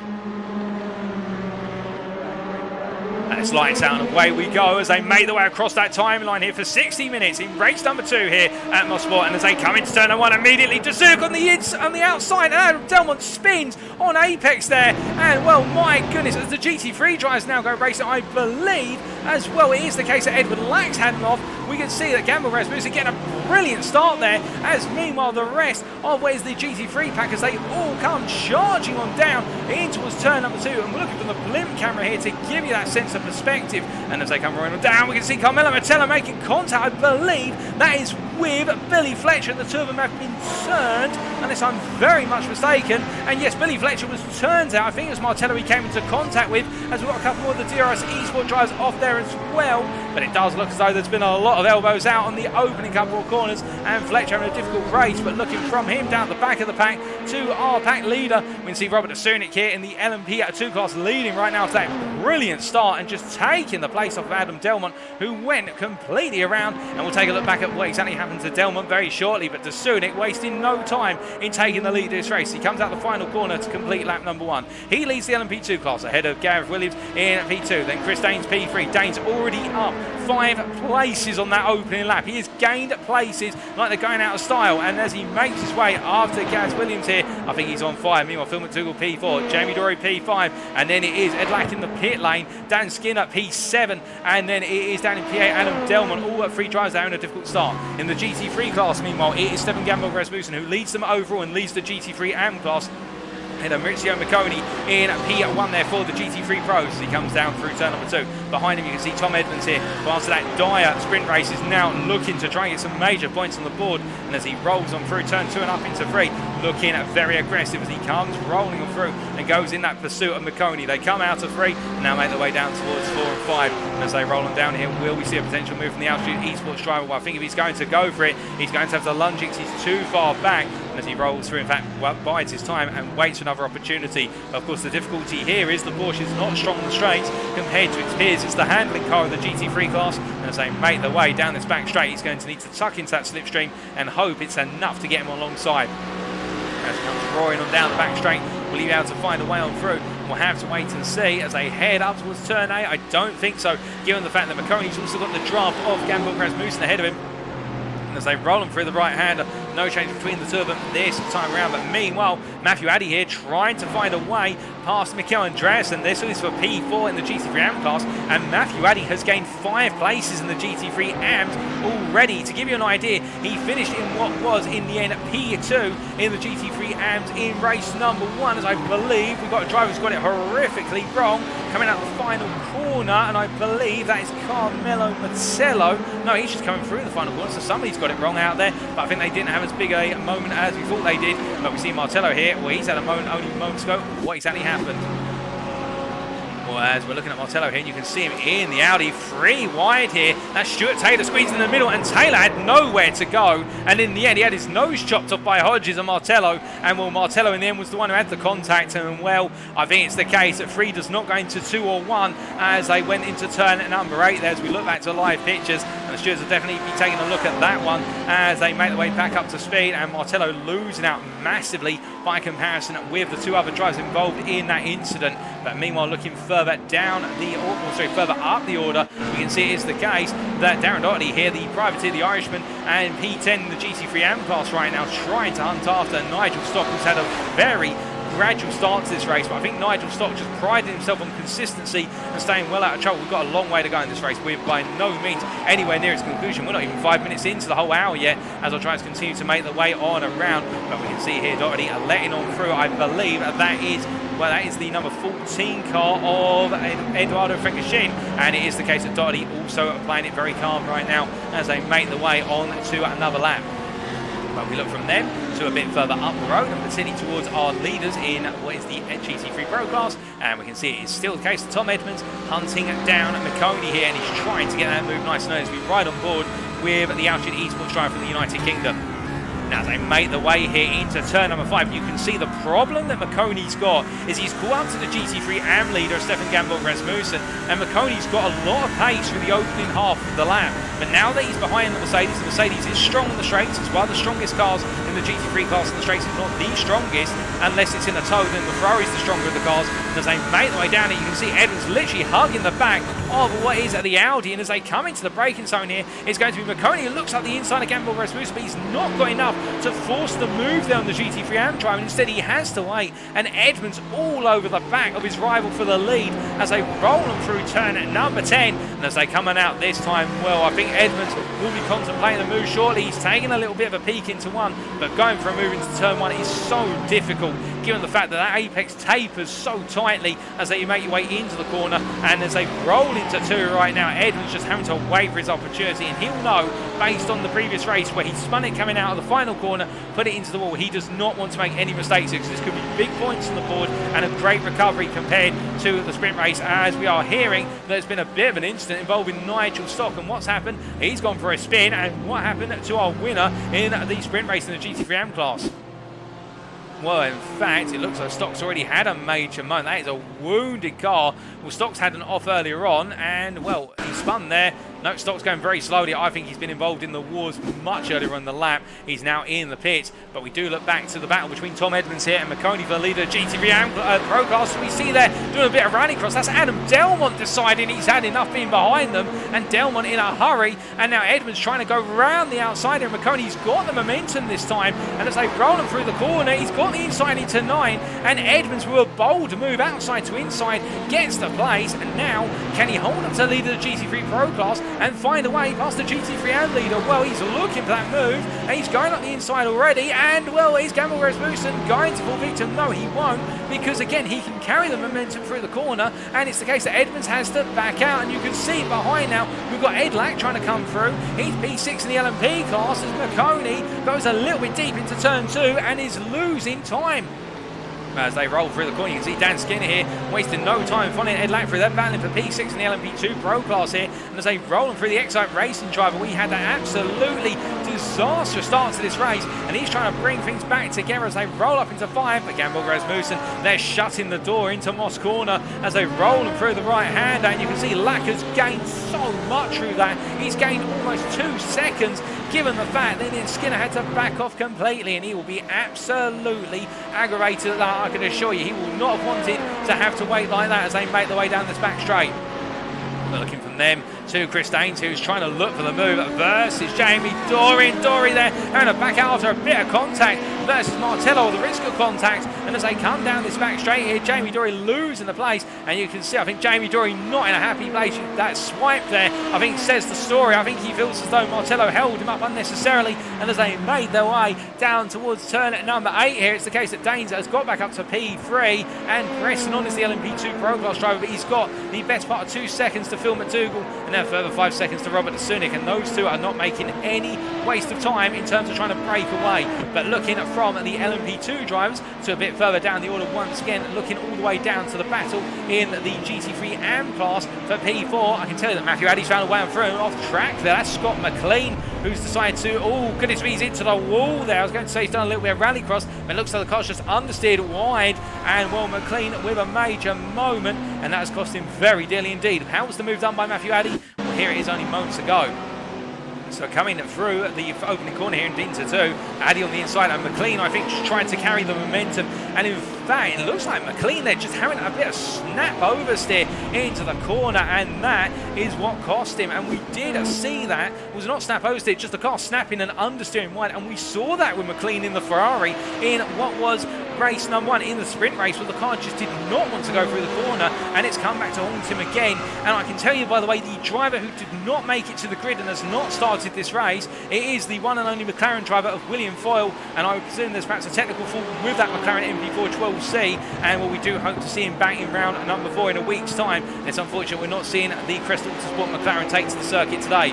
But speaking of drivers taking to the circuit, of course, Lee Horn here, currently P4 in the GT3 Pro class. That is P14 overall. He gained at the start of this race 9 places, and he has gained a lot of ground in terms of his classification as he rolls on down around the circuit, and looking very smooth right now as he comes through turn number 2, and that's 9 places overall. It should be clarified, not in class. And as they make their way in, oh goodness me, Lee Horn just taking a wheel onto the grass there, and in turn into the wall, and was going to give him his praises, but he's made a mistake, and that's cost him very, very dearly indeed, as he's still P4, although that's going to be Carmelo Martello who takes P4 off of him. But Lee Horn would damage the rear of the car, and that Porsche now may be very uncomfortable to drive. If it wasn't already uncomfortable, it is now going to be by comparison, as he makes his way on around and down through turn number 5.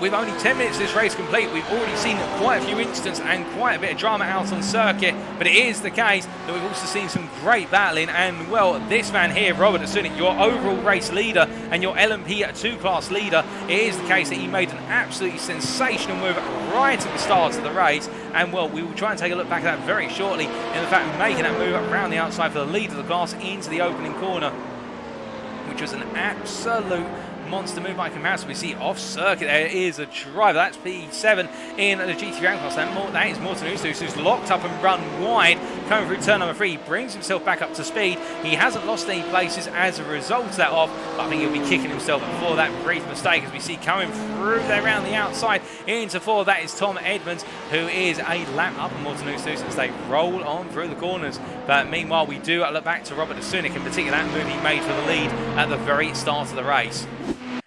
And how's this for a starting move, ladies and gentlemen? Robert Sunik here, we ride on board, and well, in fact, we're not even going to get the perspective of Adam Delmont, but Delmont taking a very slow start. In fact, that was Chris Daines by comparison, and in the end, it was the Excite Racing driver just spinning off circuit, and that was absolutely fantastic. In fact, it was Adam Delmont, and as we take a look back once again here, I think Delmont just simply taking too much of the curb as he went into the corner. Although, actually, I say that, it looks as though, the more I look at it, and the stewards will probably take a look at it, was there contact between him and Sunik? It does look as though Sunik actually chopped off a little bit of Delmont's nose, and well, I can't see any graze marks on what would be the rear right quarter panel to Sunik's car. It was very close, unless it was the case that Delmont had to snap the brakes on, but Sunik really having a go at it on the open lap, and it's worked, but has it worked out a little bit unfairly? We'll have to wait and see. If there was contact, it's very hard to tell from the cameras we have available, but going from one driver who's leading the class to one driver who wants to lead the class, it is Chris Daines here who's found his way past what is Phil McDougall for P2, and let's take a look back at how that happened. This was only moments ago, and as they made their way coming out of the run there of turn number 3 into 4, well, it does look so with Nigel Stock there on the outside line. Well, Phil McDougall there positioned himself quite poorly and getting caught behind Nigel Stock. I wonder if Phil McDougall wanted to yield the positions. He didn't really hold what would have been that natural inside line into the turn 4 corner. I think Phil McDougall playing the game here of simply tucking in behind and respect the fact that the Daines has got too much pace to be held back forever, and it would only damage Phil McDougall's opportunity of bringing home a podium result here, because right now McDougall is 5.5 seconds ahead of Jamie Dory, and he is looking good at this time. Is the CXR Project Black driver for a potential podium if he keeps this pace up, but we have got a long way to go, so we're not going to count anything as said and done as of yet. But meanwhile, we do look from Phil McDougall to Gavin Gardner here, who has found his way up past Lee Horn, and Lee Horn's just had an off track, and that would explain why Gardner's now found his way through, and Lee Horn peeling into the pits. I think that car's got a technical issue after it's whacked to the wall at turn number 3, and Gardner here continuing to gain ground as we do see the Excite Racing Machine Adam Delmont come running on through, but Gardner right now looking very strong indeed, the Verano Motorsport driver here, and starting to mimic in fact what his teammates do in terms of demonstrating good pace as the Ferrari driver makes his way through turn number 2 and up towards turn 3. As he comes on through, we do see, looking a bit further up in the GT3 Pro class, we have Matt Caruana here who's chasing after McConey, and Caruana has come up through the order in the GT3 Pros. He started towards the back of the GT3 class, he started at the back of the drivers in the reverse grid for the GT3, given the fact he did win the GT3 Pro race, but as he rolls on down through turn number 8 here, he's now got that difficult battle versus McConey here, equal machinery. We do expect that Caruana is the faster of the two drivers based on the pace we've seen. As we ride on board here, you can see both in that Audi R8 with the V10 engine, and as they roll across that timeline down into turn 1, Caruana here from the Roman Grosjean Academy trying to find a way past the DRS eSport driver McConey. Well, and in fact, McConey's going to give him all the space he wants up the inside there. I think that's the tactical move by McConey. I think he doesn't want to battle this. And again, perhaps he just respects the fact that Caruana's got so much pace by comparison. Or in fact, is it just the case that Matt Caruana sent it? Well, we'll have to wait and see. But McConey, either way, has yielded the ground. And Caruana gains another place. Now, the only driver between him and the lead of the GT3 Pro class is, of course, one of his rivals, and that is Tom Edmonds, who's 2.8 seconds up the road. And will Edmonds on that last lap, 4/10 of a second faster by comparison. But of course, Caruana has to work. We see Nigel Stott there off in the back of the picture as the drivers make their way down the back straight. And as they come rolling on down right now, I can tell you that whilst he was passed by Chris Daines, Phil McDougall is hanging in there. Well, he was hanging in according to our timing screens, but now he's fallen back a bit over the back of Chris Daines. But he's not letting Daines have it all his own way as they make their way out through turn number 3 and up towards 4-5.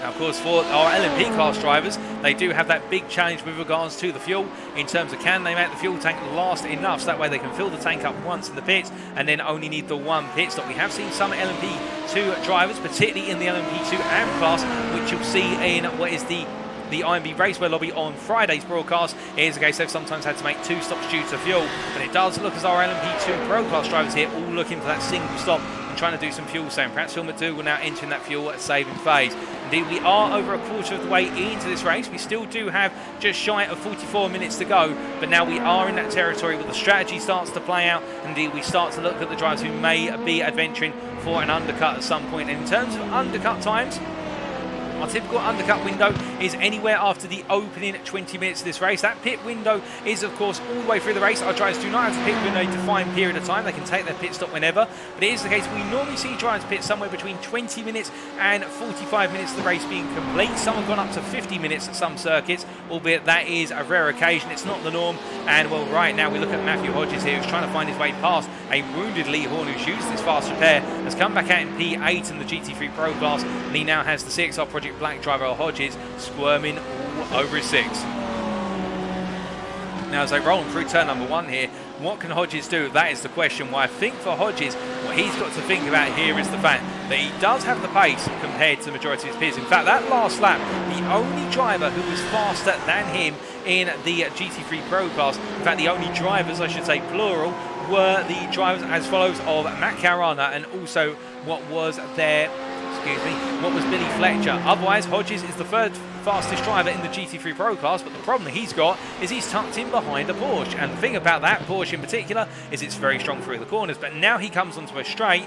Can he find a way to slipstream through, given that Ferrari has got an extended 6th gear, and in the slipstream that toe will help it mitigate that weakness of the 6th gear and give it a bit more top speed, where it looks like he's too far back. Hodges at this point, of course, running in the dirty air of Lee Horn's Porsche 911, and what that will do is it will upset the front aero balance and make it harder to follow as they roll on through turn number 8. And as they come on through the long right-hander here and up towards 9, Hodges continuing to inch ever closer to Lee Horn, whose gearbox we now ride on as they make their way through turn number 10 and head around to complete another lap.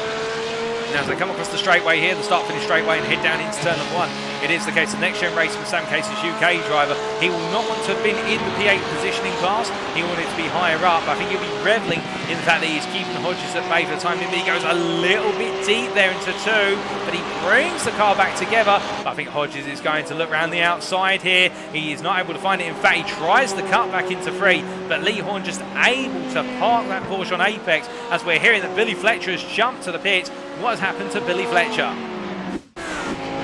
Coming down into turn number 1 here, and as he's made his way into the corners, the rear just come loose on exit. It's come loose on the exit there, indeed, into the wall, and Fletcher's jumped to the pits, and I think that is going to be a lot of damage to the car, and could it be a potential retirement as well for Billy Fletcher? We'll have to wait and see. We are here, and we have had one retirement so far, Callum Jenkins, but Lee Horn, meanwhile, having a battle here with Matthew Hodges as they make their way down the back straight, and this is where the Ferrari straight line speed just gives it an advantage as they make their way into turn 8, and Lee Horn there on the outside. I don't think there was anything he could do in the end other than try and find a way to cut back on the inside, but it was not the case, and in fact, it is now a situation where Matthew Hodges has moved up to P8 in the GT3 Pro class, but he's got a long way to go to hunt down the next few drivers. It's the case that Frank Cashin is 26.1 seconds up the road, and Hodges, of course, having a difficult start to the race and a pit stop early on to repair the car, and now he's got a long way to go. But anything can happen over the course of 60 minutes, as we're hearing that Matt Evans has jumped to the pits. And what has happened to Matt Evans? Well, I believe he's had an off track. Let's take a look at what exactly happened. Making his way down through turn 2, the rear just coming loose here. So many drivers being caught out by this, and Evans in the end, we made a bit of contact with the wall, and I think as in fact he just parked the car up in the end. I think it's the case that just that the slide around through the corner has flat spotted the tyres, and that little tap to the wall may have upset the suspension rack, sorry, the suspension of the steering rack, and that has cost him dearly. As meanwhile we do a look from him in the pits to our leader in the GT3 Pro class here, and that's Tom Edmonds. And I was talking about Matt Caruana needing to hunt him down, and the Altitude Esports driver has been hunted down, as we see our leader in the LMP Pro class coming on through there. That's Robert de Sunic, and Tom Edmonds now has got to think about, does he go defensive? Does he keep Matt Caruana at bay, or does he let him go? Well, the last thing you want to do is let your main rival go in the championship at this point in time. In fact, Edmonds here, I think, will be wanting to keep Caruana at bay. But the thing is, of course, the pressure that he has is that as the lead driver here, Caruana can really choose how much pressure he wants to put on.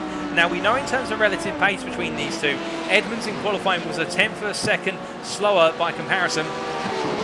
As they make the way into turn 2, Caruana's going to go straight up the inside there, much like we did earlier on to Martello, and Miccone in fact. And as they make the way up into turn number 3, Edmonds, I think Edmonds was thinking that Caruana was not close enough to send it up the inside, but Caruana has found a sweet spot in turn 2, it would seem, because he's just moved into the lead, and the momentum now that he has as he makes his way down through 4 and up into 5. Well, I think Caruana here, if he can keep it together for the remainder of this race, the remaining 39 minutes plus the final lap, there is no reason why he can't make it 2 wins out of 2 tonight, because it is looking as though that Audi is singing right now in his capable hands as he makes his way down this back straight. To be fair, Edmonds might in the end have been caught by surprise with that move up the inside.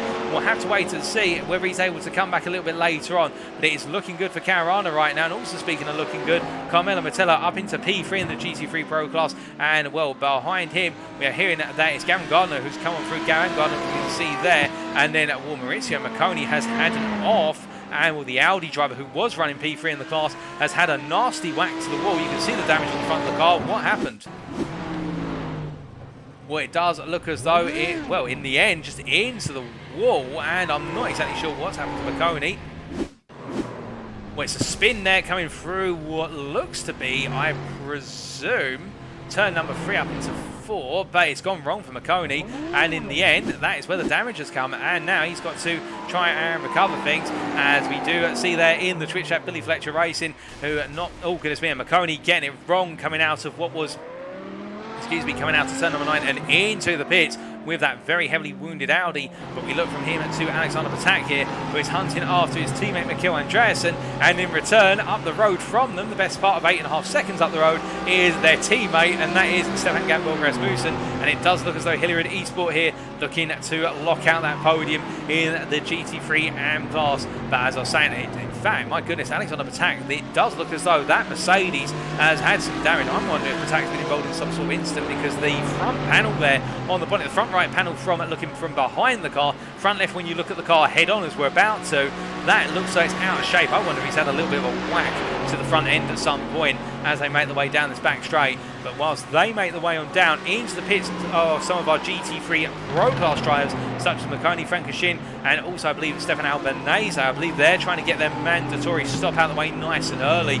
But we look from the battle for P2 to what is our race leader here, who carries on around as Alexander Patak is into the pit lane for his scheduled stop along with Andreasen, and Gamborg Rasmussen here soldiering on all the same. And a lot of drivers seem to be going for a potential undercut here, or going for very early stops in that sort of pit window that we described earlier. It's not a formal pit window, but the window in which we normally see those pit stops. And I wonder if with that many drivers undercutting or going early, whether actually could play against them. But meanwhile, Gamborg Rasmussen really enjoying this race, just in a world of his own up front, and rolling the car through the right-hander of Moss now, and tucked in behind Miccone there as they come out of the corner and onto the back straight. But before all of that, what I was saying is we can see in the Twitch chat there, Billy Fletcher Racing join us, and I'm sorry to see your race your race end early, Billy. It's very unfortunate there, and it does sound as though, as I can see from your comment there, about an accident at the start, and I believe you might be referring to Matt Caruana causing that incident, or I would presume was the stewards will be likely to take a look at that one. But I'm very sorry to hear that there's an incident, and that has upset your race. But still, we do hope to see you back at Daytona in a week's time for round number 4 and the first of our Super Endurance rounds. And it was looking relatively good in the sprint race for yourself, Billy, as well. As we do look from our chat to back out on circuit right now, we can see Maurizio Marconi here in that P7 position, a little bit behind Frankenstein here, and he will not want to put too much pressure on his teammate, of course. We have seen that the Audi in particular is very, very sketchy, but this causes Marconi there. It's almost every time we look at him going through turn 2, something's going to happen to him, and it's the case that rear just unsettling as he comes out the corner. And, well, I think for Marconi, it is one of those days where it's proved to be very frustrating. In fact, we're hearing that Tom Edmonds has retired from this race. Now, what has happened to Tom Edmonds in all of this? Well, it's the case that Tom Edmonds has been involved in an incident, and here is the incident, I think. It's going down into turn number 1, came through the opening corner, the car looks settled and it's come loose. Corner exit, and he's drifted it, to be fair, but he's just not been able to get the car to stop whether it's whacked the wall. And in the end, I think Edmonds, whereas he's come through, he's hit the wall again, trying to turn it around, jump to the pits, and that is very unfortunate for Tom Edmonds, who I believe, unless I'm very much mistaken, has retired from this race. And that will mean for Tom Edmonds, it is a very poor scoring round, much like Road Atlanta last time out. And, well, with that in mind, he's going to be absolutely aggravated, that I'm sure, and he'll be trying to bounce back next time out at Daytona. But we will wait and see, as we have got more pit stops occurring, including a pit stop for Matthew Addy here as he rolls on through the pit lane. And what I believe, as he comes down, he's currently in P6 in the GT3 AM class. He comes out in P6, I should say, and it's P5 in fact, as he makes his way out of the pit and carries on racing. He's got himself quite a bit of clear space out on circuit versus GT3 peers, but he does have a couple of LMP2s coming up behind him, including that is Dan Skinner, who makes his way on through, and we've also seen that is Gaz Williams rolling on through very shortly. But we have had confirmation there from Martin Brinkworth in the YouTube chat that both Billy Fletcher and Tom Edmonds are retirements. Thank you for that, Martin.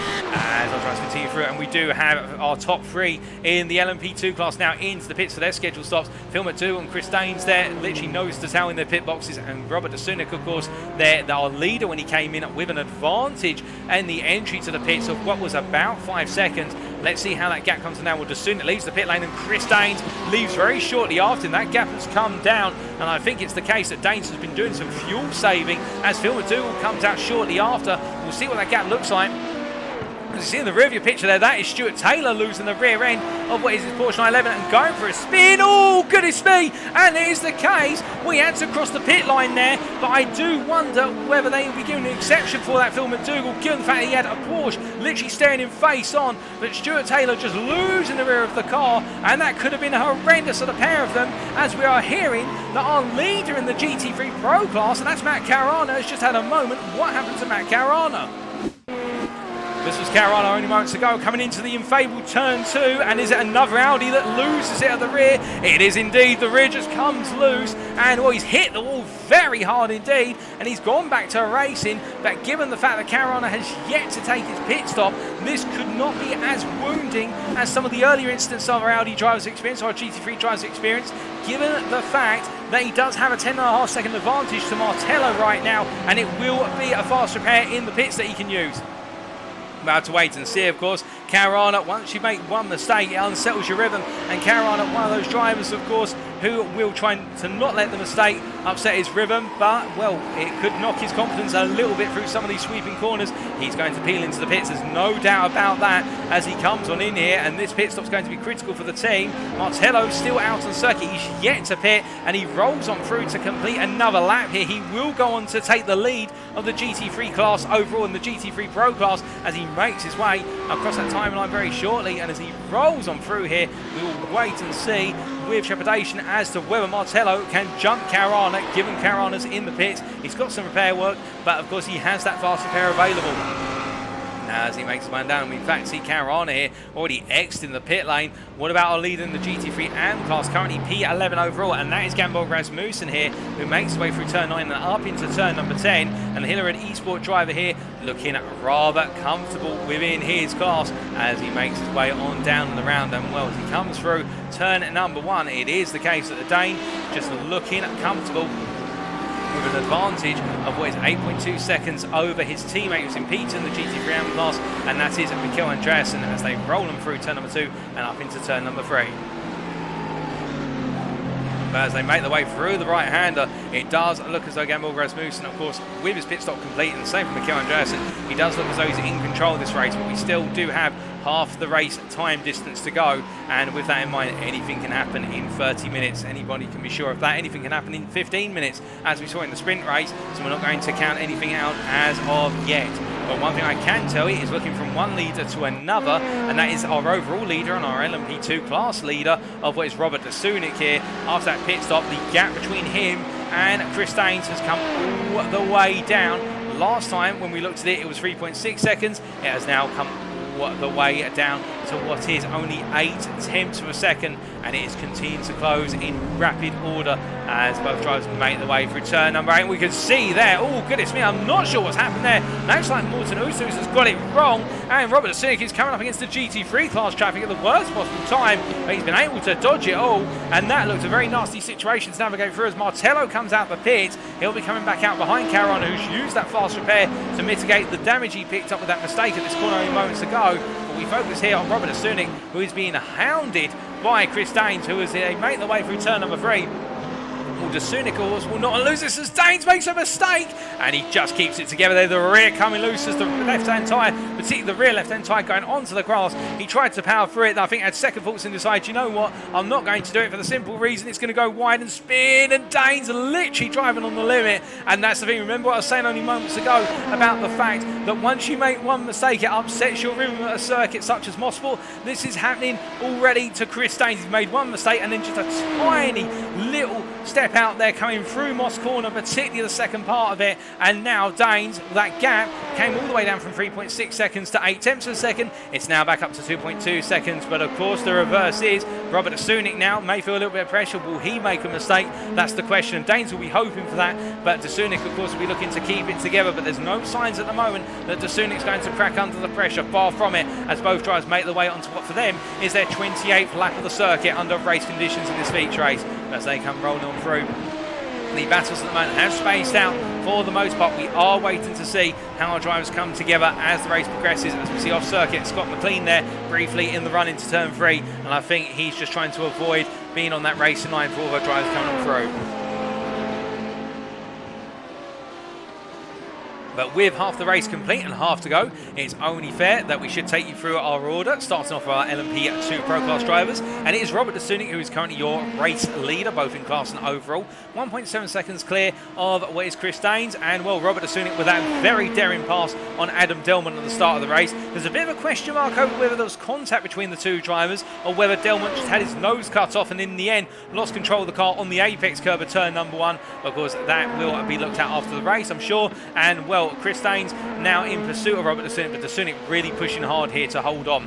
Meanwhile, Chris Daines, by comparison, P2, really been the man to beat all evening once again, continuing that trend from the opening 2 rounds. But we are starting to see some slight inconsistencies creep in, and he talked about those in our pre-race chat. He was talking about the fact that it was the case for Chris Daines that he was worried about his consistency here. He wasn't as comfortable at this circuit compared to Watkins Glen and Road Atlanta, and that's starting to show in the sprint race. It didn't show, but now he's really having to push hard to hunt down Dasunik. It is starting to materialise, although he's brought that gap back down to half a second once again here as they make their way into Moss Corner. Meanwhile, P3 in the class, Edward Lack here, really the best of the rest outside the two of them, and continue to hunt the top 2, the CXR Project Black drivers. He rolls on through Moss Corner here and now down the back straight. Then it's Phil McDougall, his teammate for CXR Project Black in P4, and he's 9 seconds off of the top 3. Phil McDougall having a relatively quiet race, but at the same time, quiet is sometimes good if you just want to get some good points on the board, and indeed McDougall looking to do exactly that. Jamie Dory, meanwhile, in P5 here, the next-gen racing driver, has been in a bit of an instant-filled race, albeit not of his own fault, and been in battles, and he's been trying to recover this race. And then his teammate, Gaz Williams, in P6 right now, 11.5 seconds off, currently in P6 in the class, with Dan Skinner, the best part of 1 minute and 9 seconds behind in P7.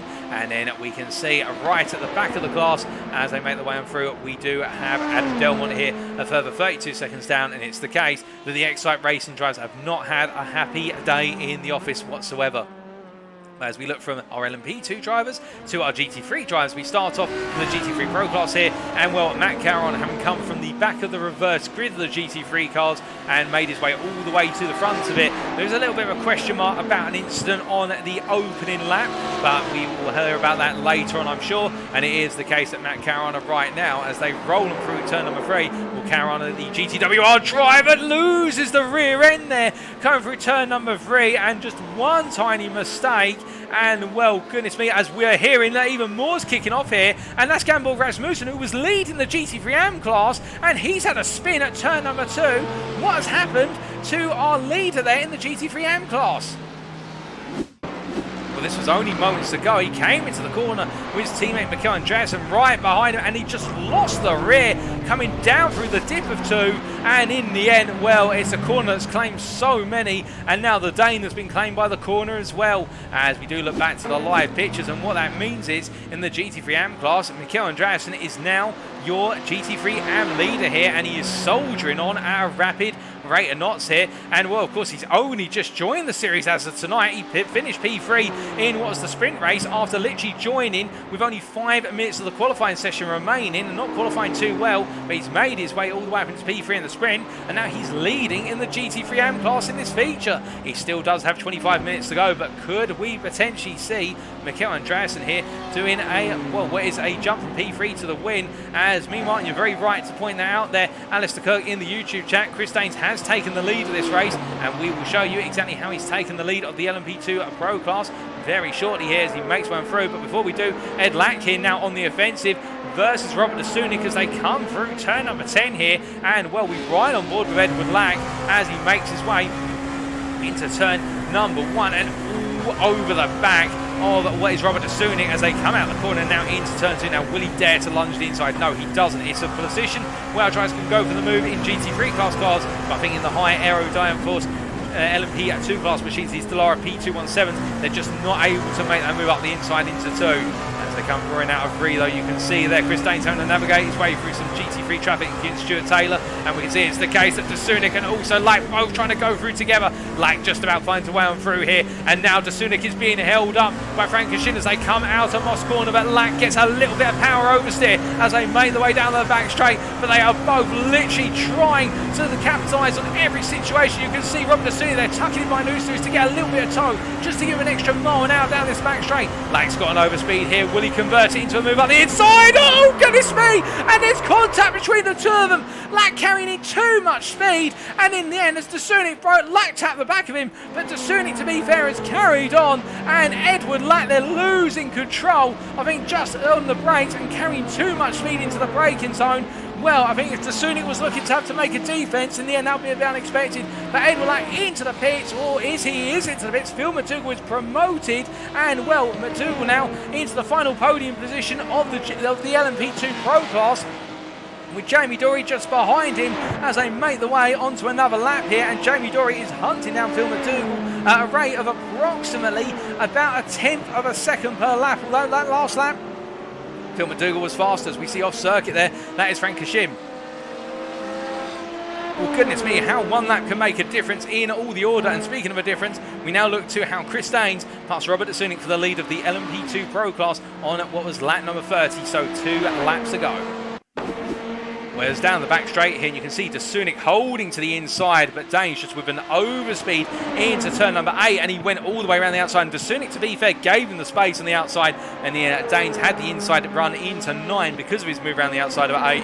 And as they came through turn number 10, Daines got it shut and made his way across that start-finish line comfortably ahead. And well, Dasunik had no way back at him into turn number 1, and already Daines is now the best part of 11 seconds clear and is absolutely flying, I can tell you. That last lap, to give you an idea, Dasunik, and I think there is some damage to the back of Robert Dasunik's car, plus also the traffic that he's experiencing. The damage, of course, being due to some contact, although to be fair, it does look as though we've got a car running off there. That there is Matt Caruana. Is that Caruana off at turn number 2? As we do look, and that is Caruana who's just, well no, that's not Caruana off circuit. I'm trying to figure out who that is exactly. That's Gaz Williams, who's who's had another off at turn 2. Caruana has lost the lead of the GT3 Pro class as well to Martello. Well, a moment ago, this was Gaz Williams losing it at turn 2, and we saw this earlier. It's the exact same corner, and this time he's gone a bit wide on entry, and it's cost him as he's bounced off the wall midway through the corner.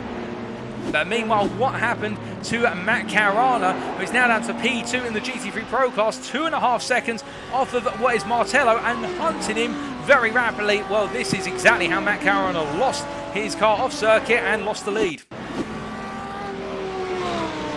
Making his way down through what was turn number 1 here, and well, a bit of a run wide. Well, he didn't lose the lead. In fact, I think he'd lost the lead already of the class, and this is definitely turning into a race of attrition. In fact, Matt Caruana had already lost the lead of the class, and he's into the wall now. And we look away for one moment, and now he's into the wall, and that's going to be Gavin Gardner, who's going to try and come on through here. But as Matt Caruana gets himself back up to speed with 20 minutes to go, now I definitely agree with you there, Alistair Kirk, in the YouTube chat. This is going to be a race of attrition because so many drivers are now feeling the pinch, and Caruana here, is it turn 2? It is, and as he came down through the corner, the rear's going to step out on that exit curb and into the wall. They just used a bit too much exit curb, and to be fair, we heard from a number of drivers, including Chris Daines, in the build-up to tonight, saying the curbs here are so high that when you put a wheel onto them, if you don't gently ease the car into the curbs, they just chuck the car out, and it can be a disaster. And now Caruana is feeling that pain because he has Gavin Gardner, who's all over the back of him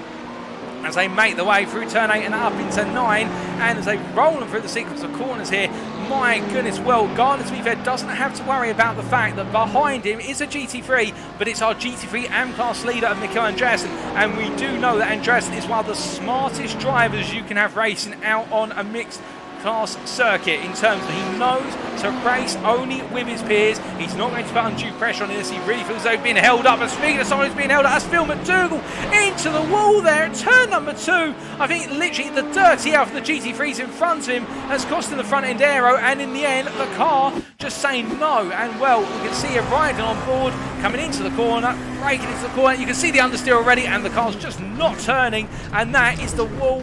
And well, for Phil McDougall, who's jumped to the pits, it's literally gone from a fantastic opportunity to be on the podium to a disaster, as we now look back to our race leader in the LMP2 class, who just seems infallible by comparison. But what else can happen between now and when it's all said and done? That is the question. And well, we do look from our leader in the LMP class to a driver who we did have an opportunity, well, we had an opportunity to catch up with his teammates, but one of his teammates earlier on, we'll talk about that shortly, but a driver who was leading the GT3 AM class until a couple of major mistakes, and Gaz Williams now, I think we'll just want to bring that Mercedes home in P2, given the fact he is 30 seconds down on Mikko Andreasen, who's just not put a foot wrong by comparison, as Robert de Sunik is into the pit, and he's left the pit lane already. I think it's the case of some damage on that car, and he's had to use a fast repair. But whilst all that's been happening, we can see Edward Lack here, where he's trying to hunt after Robert de Sunik.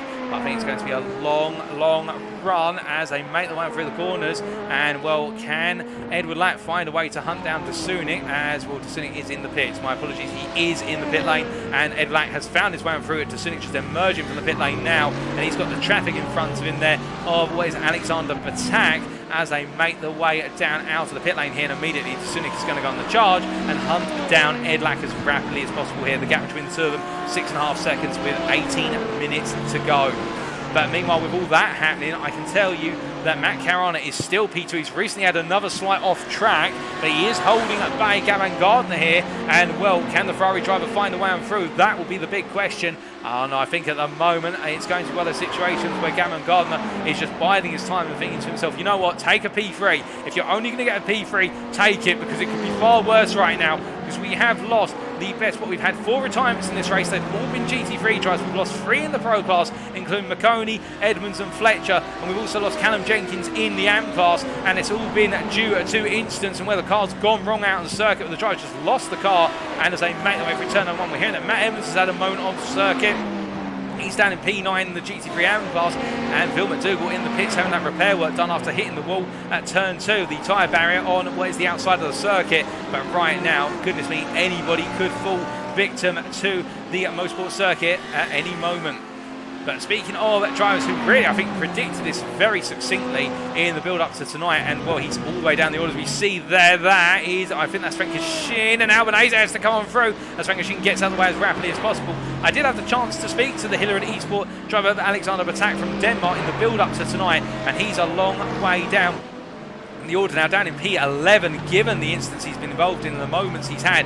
But here, I think he summed it up pretty well going into tonight when I spoke to him, and that is his thoughts were stay alive, don't pick a fight you can't win, and keep your nose in the lane, i.e. keep your nose out of trouble and mind your own business, and just simply focus on the driving at hand. And joking aside, it's the case he's not driven at this circuit up until this week, so after a few hours of practice he likes the track, but it's going to be a very challenging one because of the sweeping corners, and any mistake can be costly. And well, we have seen that time and time again, and he predicted before tonight's races that at least 10 cars are going to bin it into the barriers at turns 2 and turn 3. We have seen in excess of 10 cars so far, and well, I think that goes to show Batak was spot on the money with regards to what happened, but he was also expecting that himself,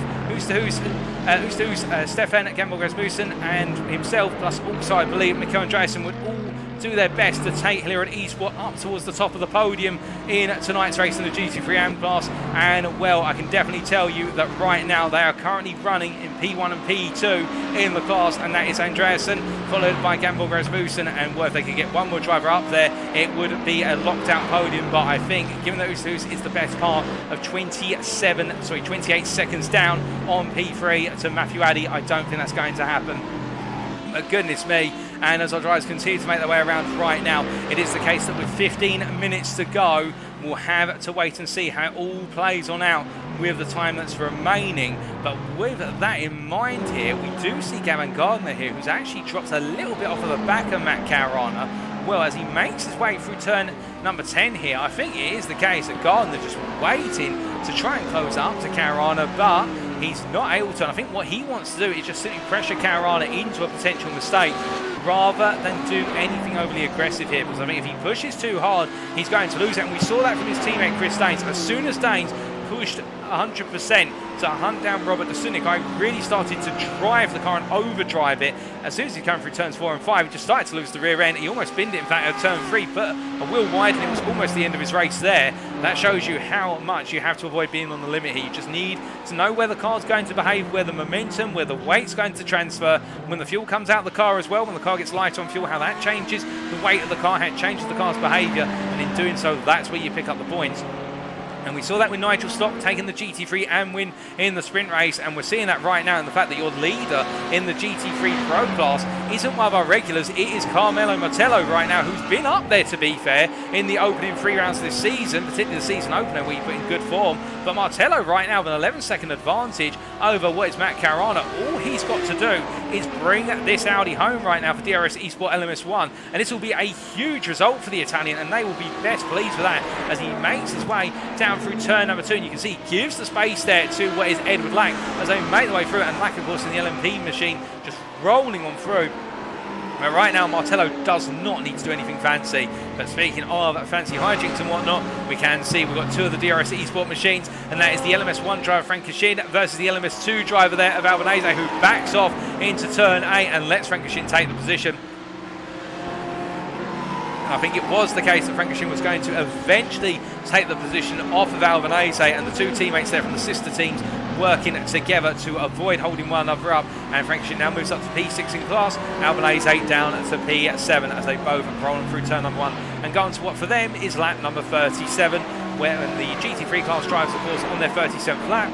Meanwhile, our LMP 2 Pro drives on what is their 42nd lap, as into the pits for his second pit stop is Gareth Williams here, or Gaz Williams in short as he likes to be known. And well, with that, Ed Lack is now going to take back P3 in the LMP2 Pro class here, and I wonder whether we're going to be seeing another stop for our LMP2 drivers, given the fact that all of them, minus Jamie Dory and Chris Daines, have made 2 stops. Now, could it be fuel saving that's a concern, or could it just be where they've picked up damage in the past? We will wait and see, but I think there might be another spin in the tail because Robert Sinek has moved up to P4 as well.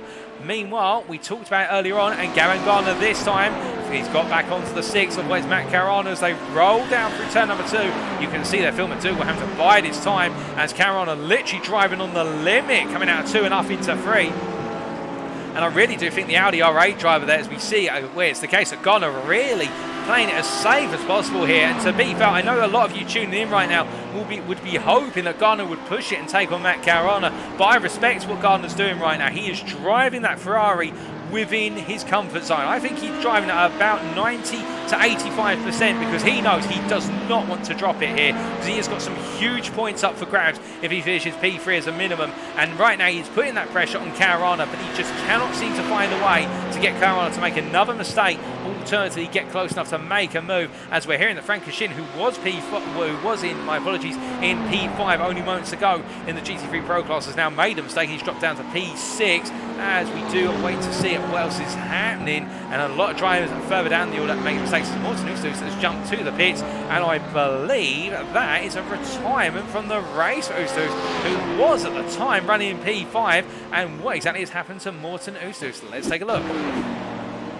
Well, this was only moments ago running P5 in the GT3 AM class, and there was a bit of smoke up ahead. Oh my goodness me! And well, he came round the corner there, and well, Lee Horn, who'd already got it wrong, and I don't think there was any way to avoid that, because Lee Horn with the off track, he was coming down through the corner, and well, he lost the rear end, and the car, he just had no way to control the car in the end. Even if he had the brakes fully on, that car was not stopping, and that is very unfortunate for both drivers. And Ustus is out of the race because of it, and Lee Horn in a very heavily wounded Porsche. Well, it is the case. He's still racing. I believe Lee Horn is still racing, unless I'm very much mistaken. He is. He's P7 in the GT3 Pro class, but that's the last of the GT3 Pro runners out on circuit, and that is very unfortunate for Ustus, who was running well and looking to pick up some points in the top 5 of the GT3 AMs.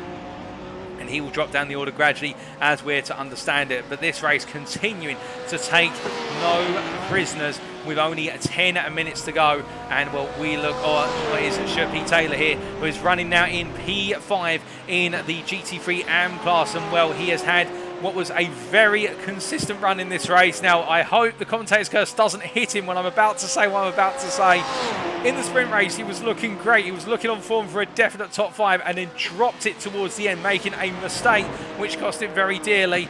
Now, he's back in that top 5 once again. He hasn't made any mistakes, or major ones that we know of, and now with only 9 minutes to go, can he bring home a top 5 here and do what he tried to do in the sprint? And I believe that a good number of the TGC racing outfit are tuning in right now and cheering on their teammate as he makes his way down the back straight. He's got no pressure behind him. Darren Doherty 7.2 seconds behind. He can afford to lose the time given the fact that Doherty is running about 0.2 of a second a lap slower, and will up the road. Ben Payne is 28 seconds as Taylor loses the rear at turn number 8 there. And oh my goodness, I'm sorry, ladies and gentlemen, I do think it is the case. The commentator's curse is in full swing tonight, but Taylor with a little tap to the wall. Well, he's got Darren Doherty now closing up on him, and as they make their way out of turn number 10, now Doherty's going to seize on this. Will he be able to find the move? He looks to the inside into 1, but there's no way through at this time as they roll on down. And goodness me, the commentator's curse is striking left, right and centre, and now Doherty's got to try and find a way through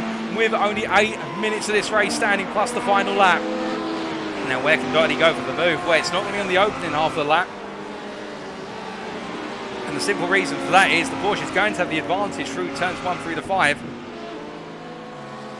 I think it may be the case that when they come out of 5 down Moss Corner and down to that back straight, that is going to be where the Lamborghini is able to pick up that pace and really show its prowess on the straight there. But we'll have to wait and see, of course. And Doherty, in fact, not getting the best of runs there coming out of Moss.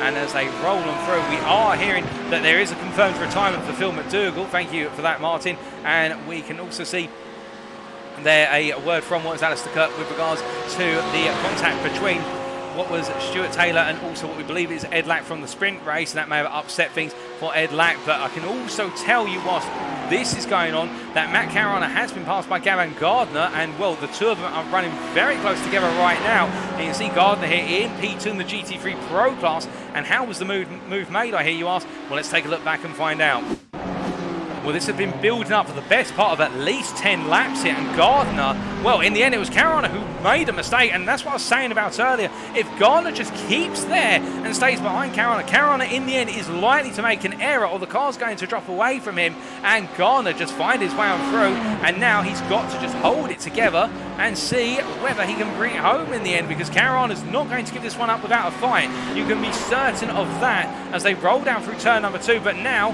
Gardner has an advantage as we see that Scott McLean off circuit again at turn 2, and that is that Gardner now is the one who has to simply just manage the pace. Caruana's the one who's got to push as they make the way out of turn number 3, and we ride on board the gearbox here of Gardner. Let's see where Caruana might be closing up.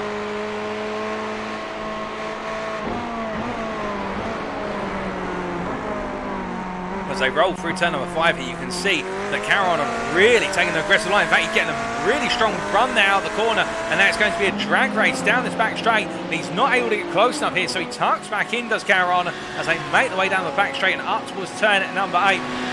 Now, will Gardner cover off the inside here? Will Caruana go all in? Will he risk it all as they make the way down into the right-hander? He does not go for the move in the end, Caruana. I think Caruana now knows where he can beat the PROTO Motorsport driver, and that is in the run through turn number 5. It seems as though that is where Caruana gains the lap time, and as they come out to the final corner here, 5.5 minutes remaining for them, approximately another 4 to 5 laps, and as they roll on through turn number 1, you can see there coming through, that's Dan Skinner, P6 in the LMP2 class, and well, that is the case. Behind them they have Mikel Andreasen, your GT3 AM leader, who will just be a spectator as we see Caruana going around the outside here and winning the damaged Audi. He makes it work, and Caruana is back into P2 in the GT3 Pro class in a very brave move in a wounded car, no less. And Caruana, well, it is the case, he's been in the wars tonight, but he's not giving up the battles, and indeed, and I can see and say hello to Vintage Toy Rush there in the YouTube chat, cheering on, I believe, Matt Caruana.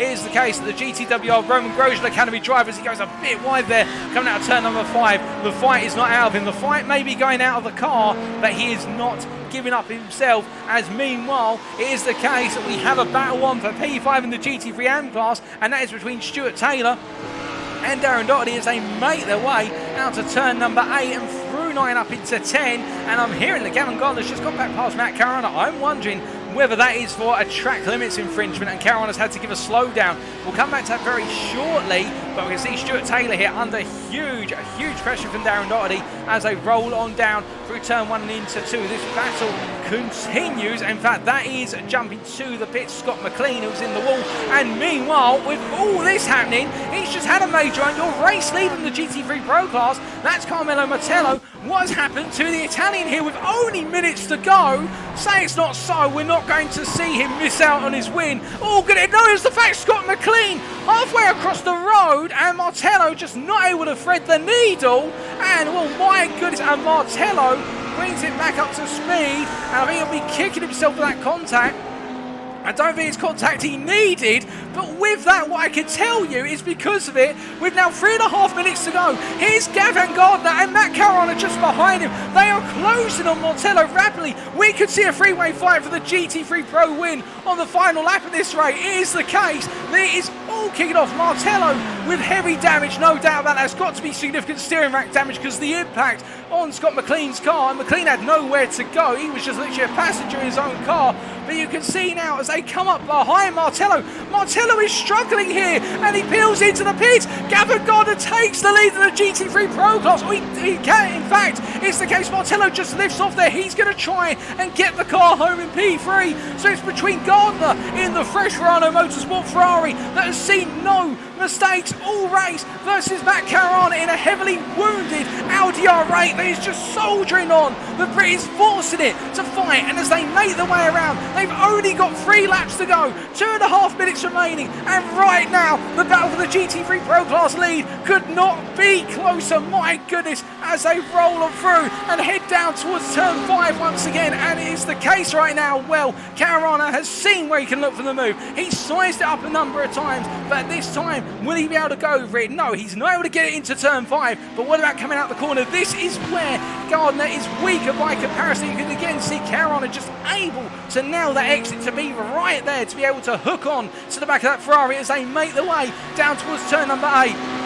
And the question is, of course, how much will Gardner defend this? Does he want the win or does he want P2? Well, I think that's a stupid question. Gardner will want the win here as they make the way into the turn number 8 corner. And as they roll on through here, I can tell you that Stuart P. Taylor is still holding off Darren Doherty, but a tiny little mistake there from Gardner, just missed the apex at 9. And it does mean that Caruana is inching closer as we see Adam Delmont cutting his way past the 2 GT3 drivers as they make the way onto what for them we believe is their penultimate lap. And as they come on through, we are hearing as well that Ben Payne is into the pits, which promotes our GT3 drivers like the order. Caruana at the inside here of what is Gardner as they come through too. He's used that move time and time again. He knows where the grip is on the inside. He retains the lead of the GT3 Pro class, and Gardner not seeing the move coming up the inside. And we'll take a look back at that.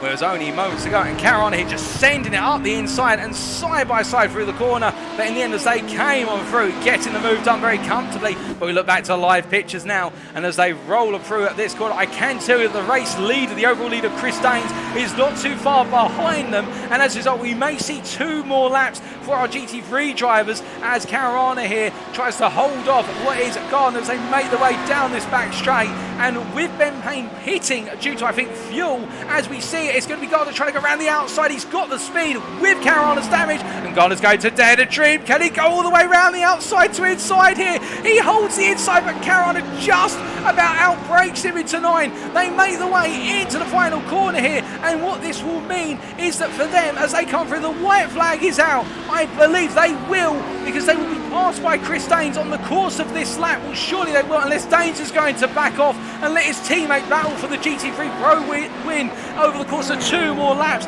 It will mean that effectively they've only got 1 more lap to do. We'll wait and see as we're hearing that Carmelo Mettello has had an incident. He's into the pit lane, and Gamborg Rasmussen is as well. He's had a spin. It's all kicking off on this final lap, but we're going to stay with the battle for the GT3 Pro Class win. And you can see there, Chris Daines is being the ultimate team player. He knows he's got 40 seconds to play with. He doesn't need to pass his teammate and take away a lap for his teammate. So he's staying there, and as Caruana goes a bit deep into 5, it is the case. Will Daines, whether he can see an opportunity is going to come, he's going to try and sive his way through. They've worked this to perfection, because you can see Daines comes through on the inside, and Gardner's with him. Gardner comes through on the inside as they make the way down the back straight here. The teamwork's worked out. Now will Caruana come back and last minute on the brakes? I don't think he's got enough, because as they make the way to turn number 8, it's the case Gardner holds on, and as they come through the final corner, it will be first and foremost Chris Daines who takes the win in the LMP 2 Pro class. But meanwhile behind them, he's done it. It's Gavin Gardner who wins in the GT3 Pro class after 60 minutes of attrition, and just ahead of Matt Caruana. And in the GT3 AM class, in a much quieter race, it is Hillerud Esports' Mikkel Andreasen,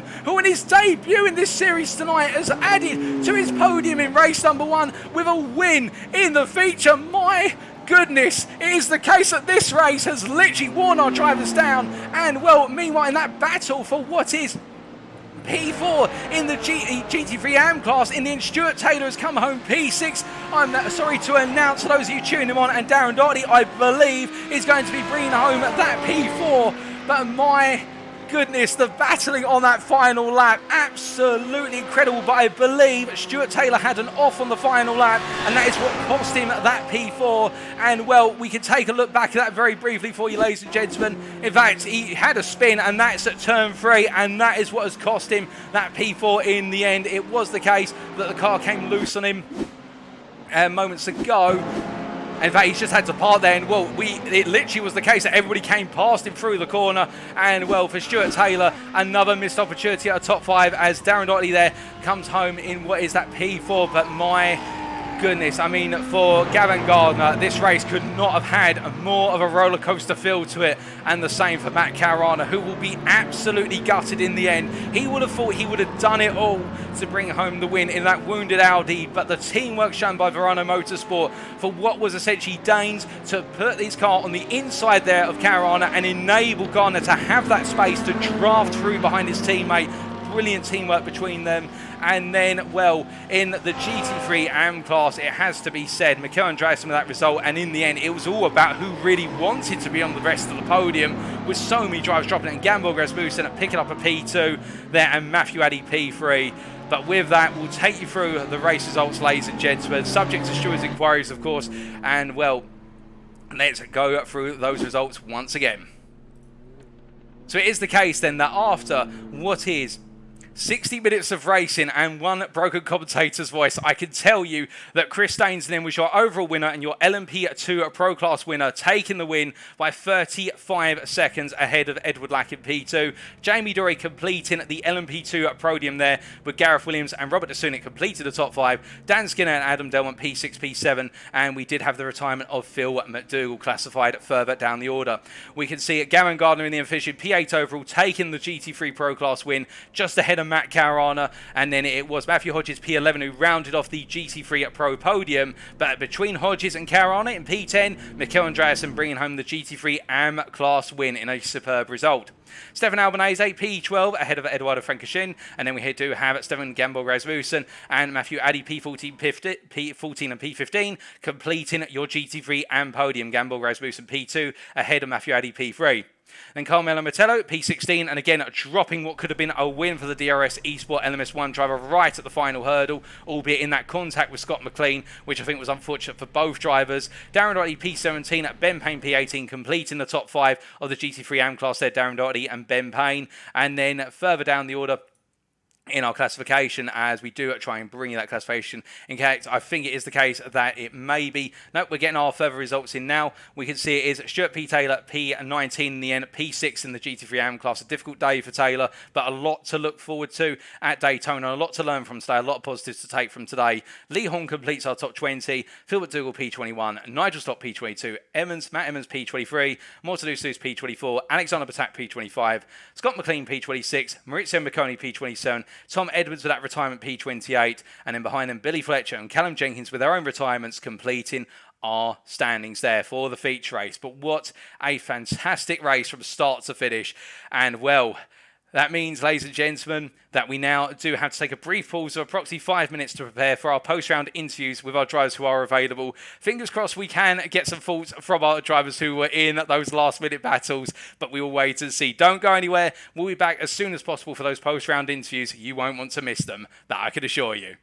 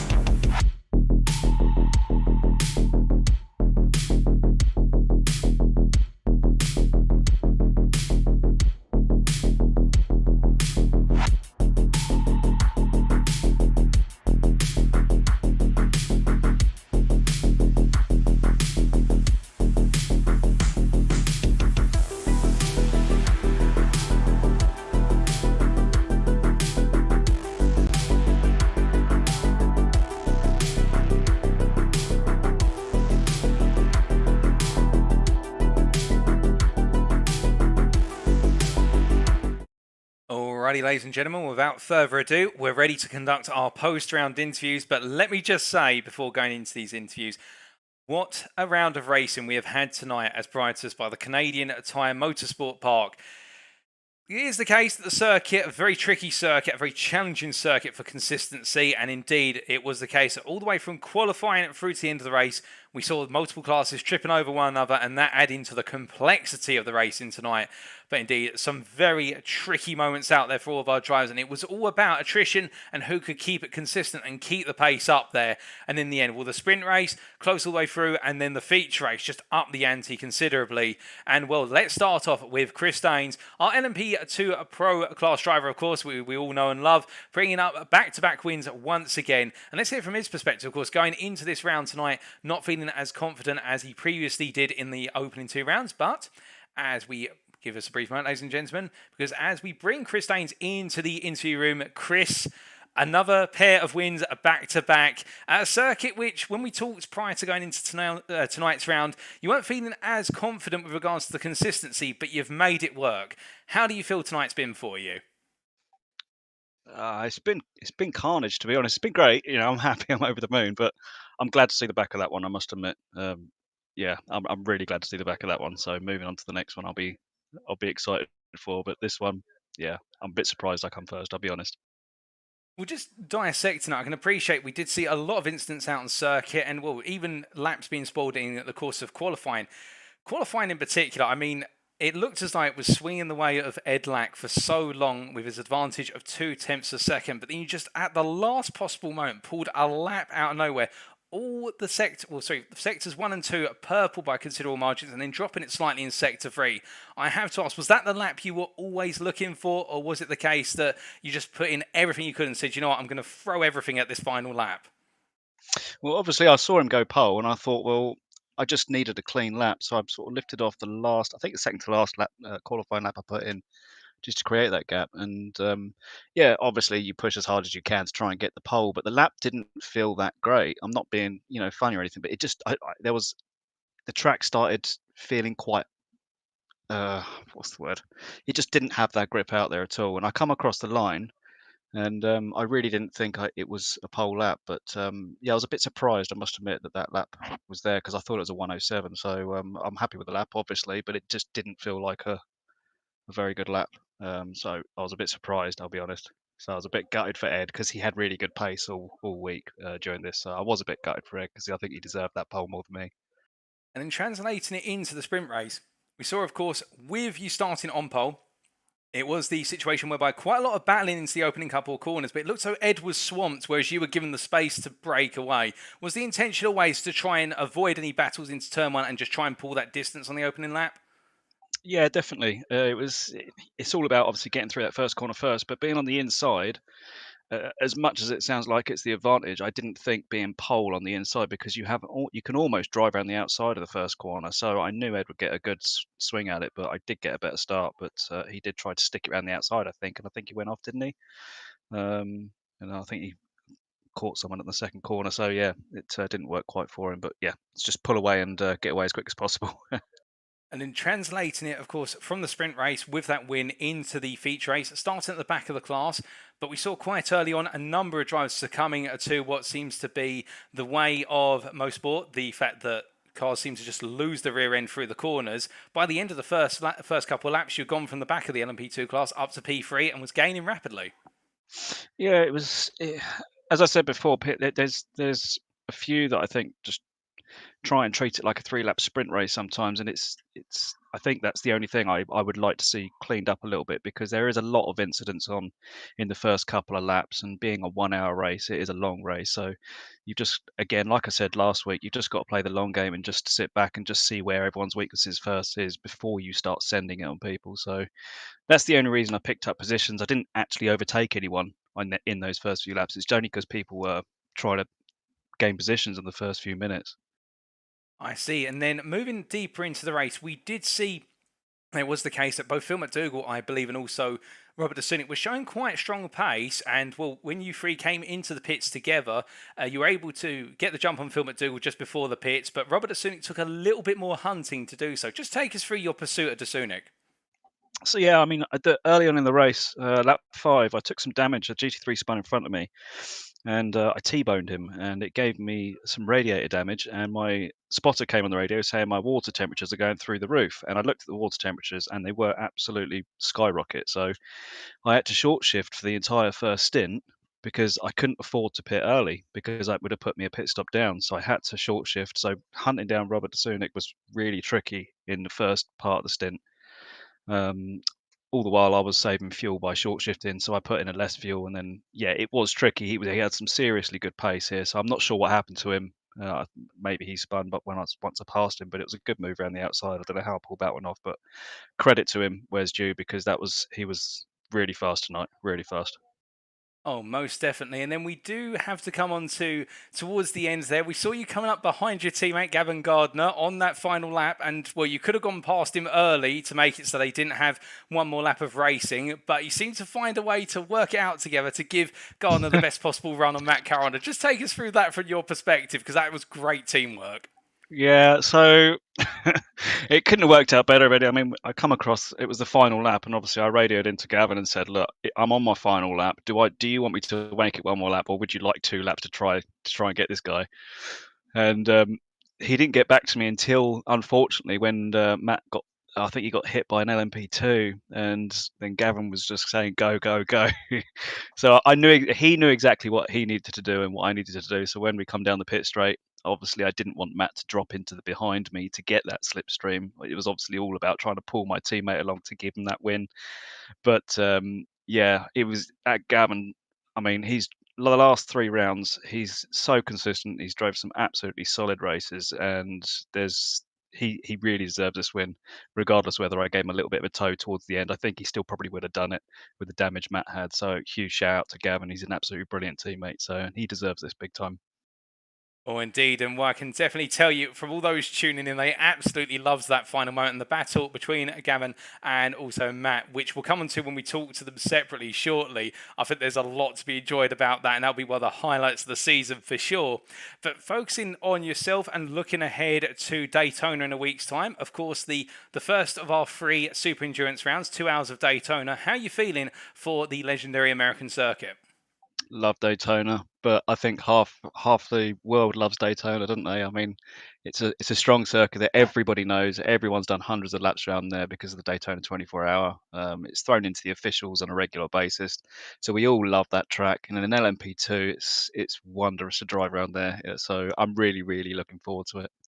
Oh, well, we look forward to seeing you take to the American asphalt in a week's time. But until then, Chris, thank you for joining us in the interview room, and congratulations once again on back-to-back victories at the Motorsport Circuit. Thanks a lot. See you later, mate. Take it All the easy. best.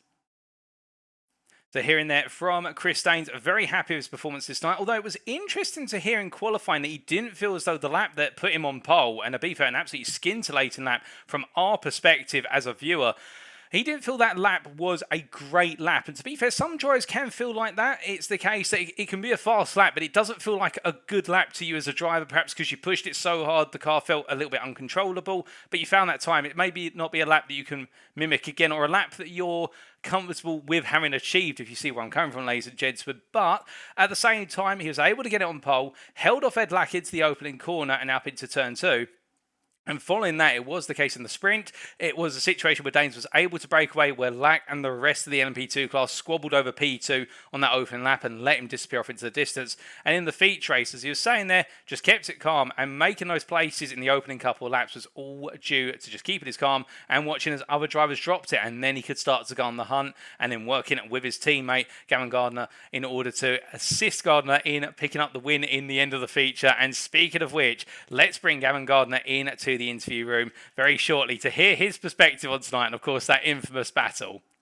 And so very shortly, ladies and gentlemen, we will bring him in here. Of course, the GT3 Pro driver from Verano Motorsport, who picked up the P4 in the sprint race and the win in the feature. And as we do bring him into the interview room, Gavin, an absolutely brilliant night for yourself, and that upward trend of results over the opening 3 rounds continues. How do you feel your night at Motorsport's been? Yeah, it was brilliant. Thank you. Yeah, it was a great race in the end. It was a fun sprint race. I think I came fourth in the end in that one. something like that. And then it's a long hour in that feature race. I think it's just I focused on keeping it on track as best I could. I think turn 2 I got forced wide and almost hit the barrier, but I think that was the only incident I had during the race. And then just kept it clean. And then race sort of just came to me slowly but surely. And obviously battling with Matt towards the end was great fun. And just got him in the final lap there.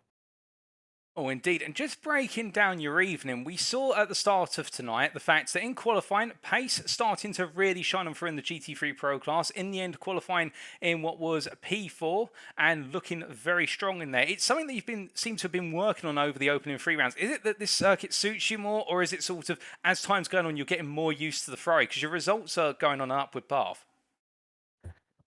I think it's possibly a bit of both. I think it might be other people's not discomfort with this track, but it's obviously one we don't go to as much, so it's a bit more of a level playing field maybe. I think I am getting more used to the car, and I think racing with these guys is helping me as well. I'm sort of improving just watching what they're doing and trying to copy it where I can. And I think in this race, it's like I said, it's come to me a bit. The top guys have had a few struggles, and then in the end, it's all worked out for that top position.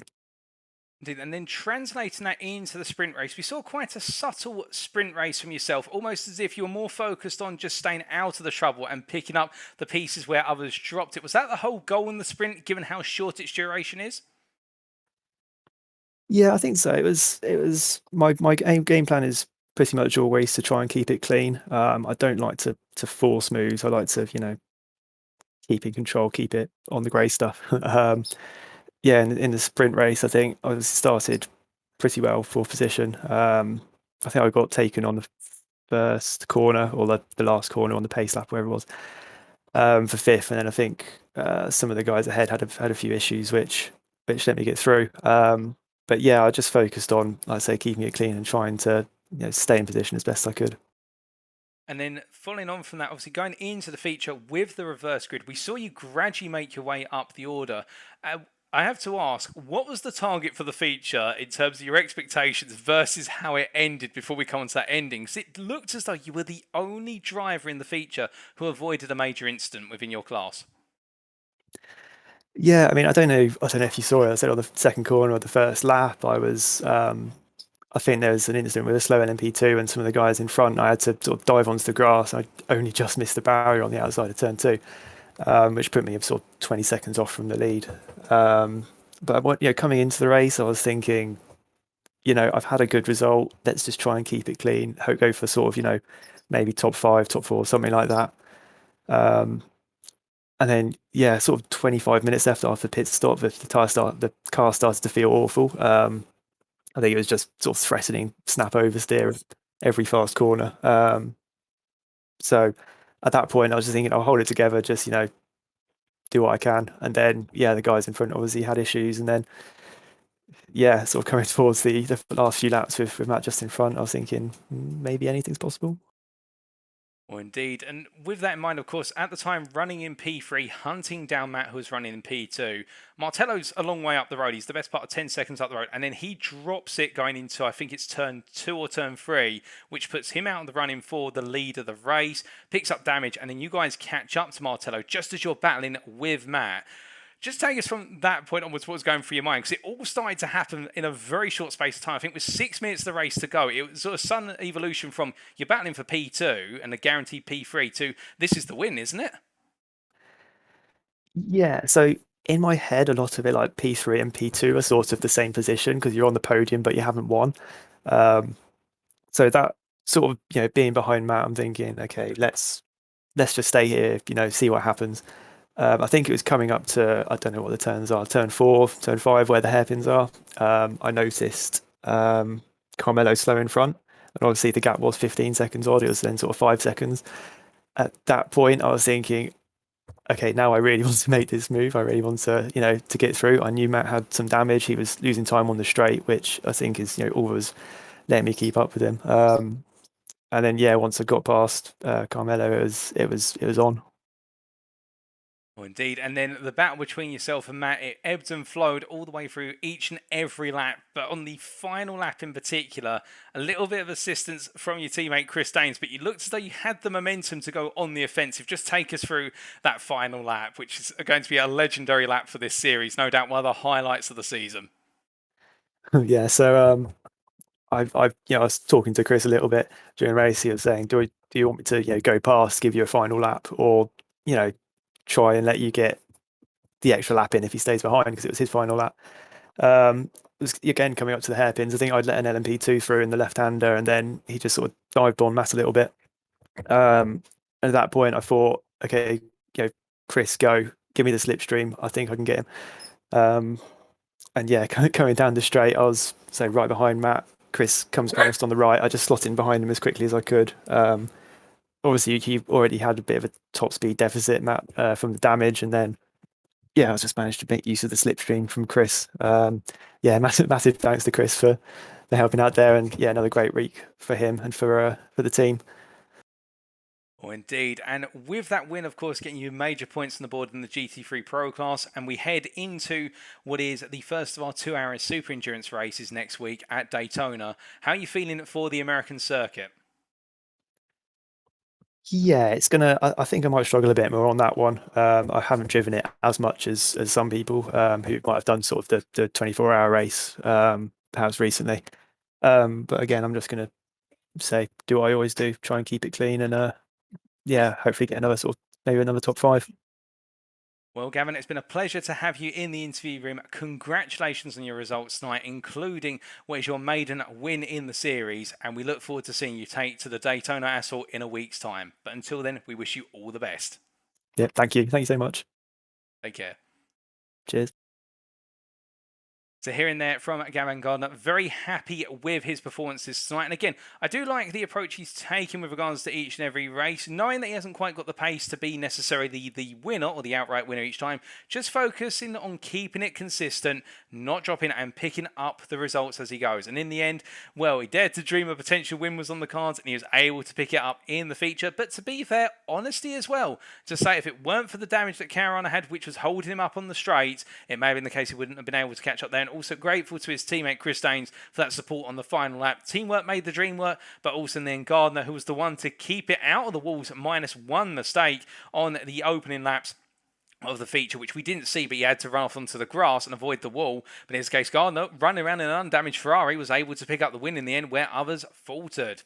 But of course, now we do come to our third interviewee of this evening, and that is Matt Caruana, of course, the rival of Gavin Gardner for the win in the feature. And let's bring him into the interview room, because I think Matt's story is not just about the feature race, but also about what has been a very great performance, particularly in qualifying and the sprint. So as we bring Matt into the interview room now, Matt, not quite the double win that you wanted in the end, but it still looked as though it was a very positive night out there, all things considered. How do you feel your day at Canada went? Yeah, definitely. It was really good. And to be honest, I'm not bothered that I didn't win the feature race, because Gavin totally deserved it. It was really good from him.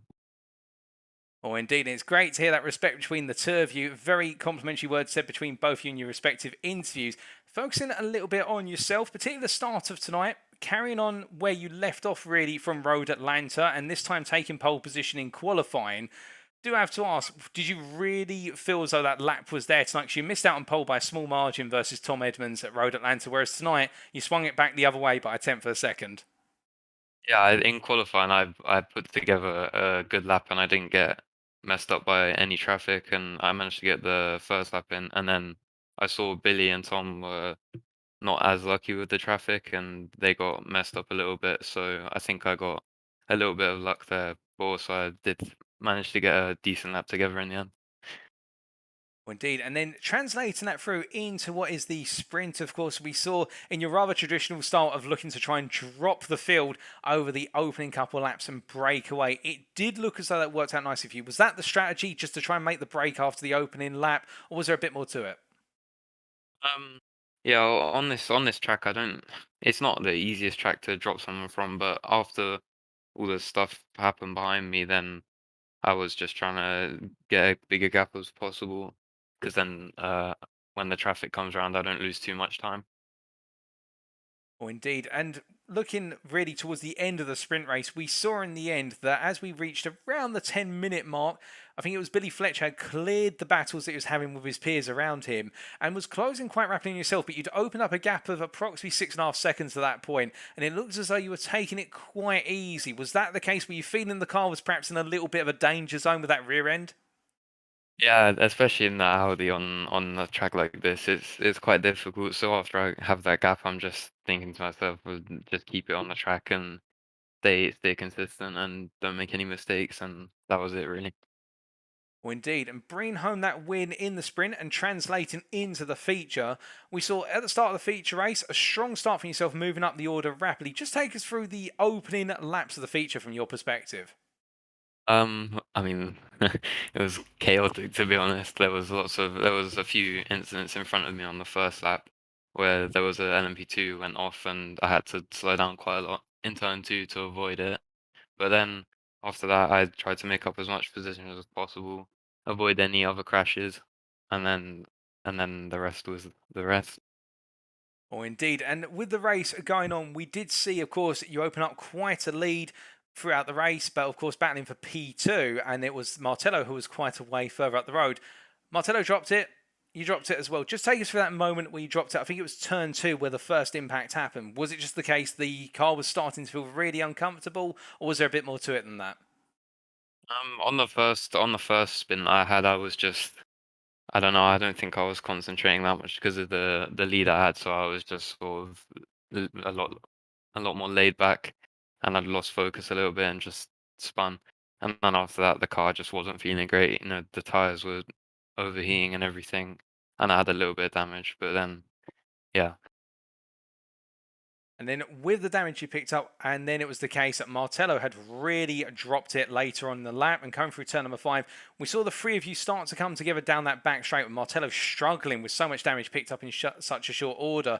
What was the sort of thought process for yourself then? Because it was the case you're in a wounded car, but you seem to have the pace in all the corners, just not on the straight. Was it one of those situations where you think, right, I've just got to min-max this and try to hold on? Just take us through what was going through your mind.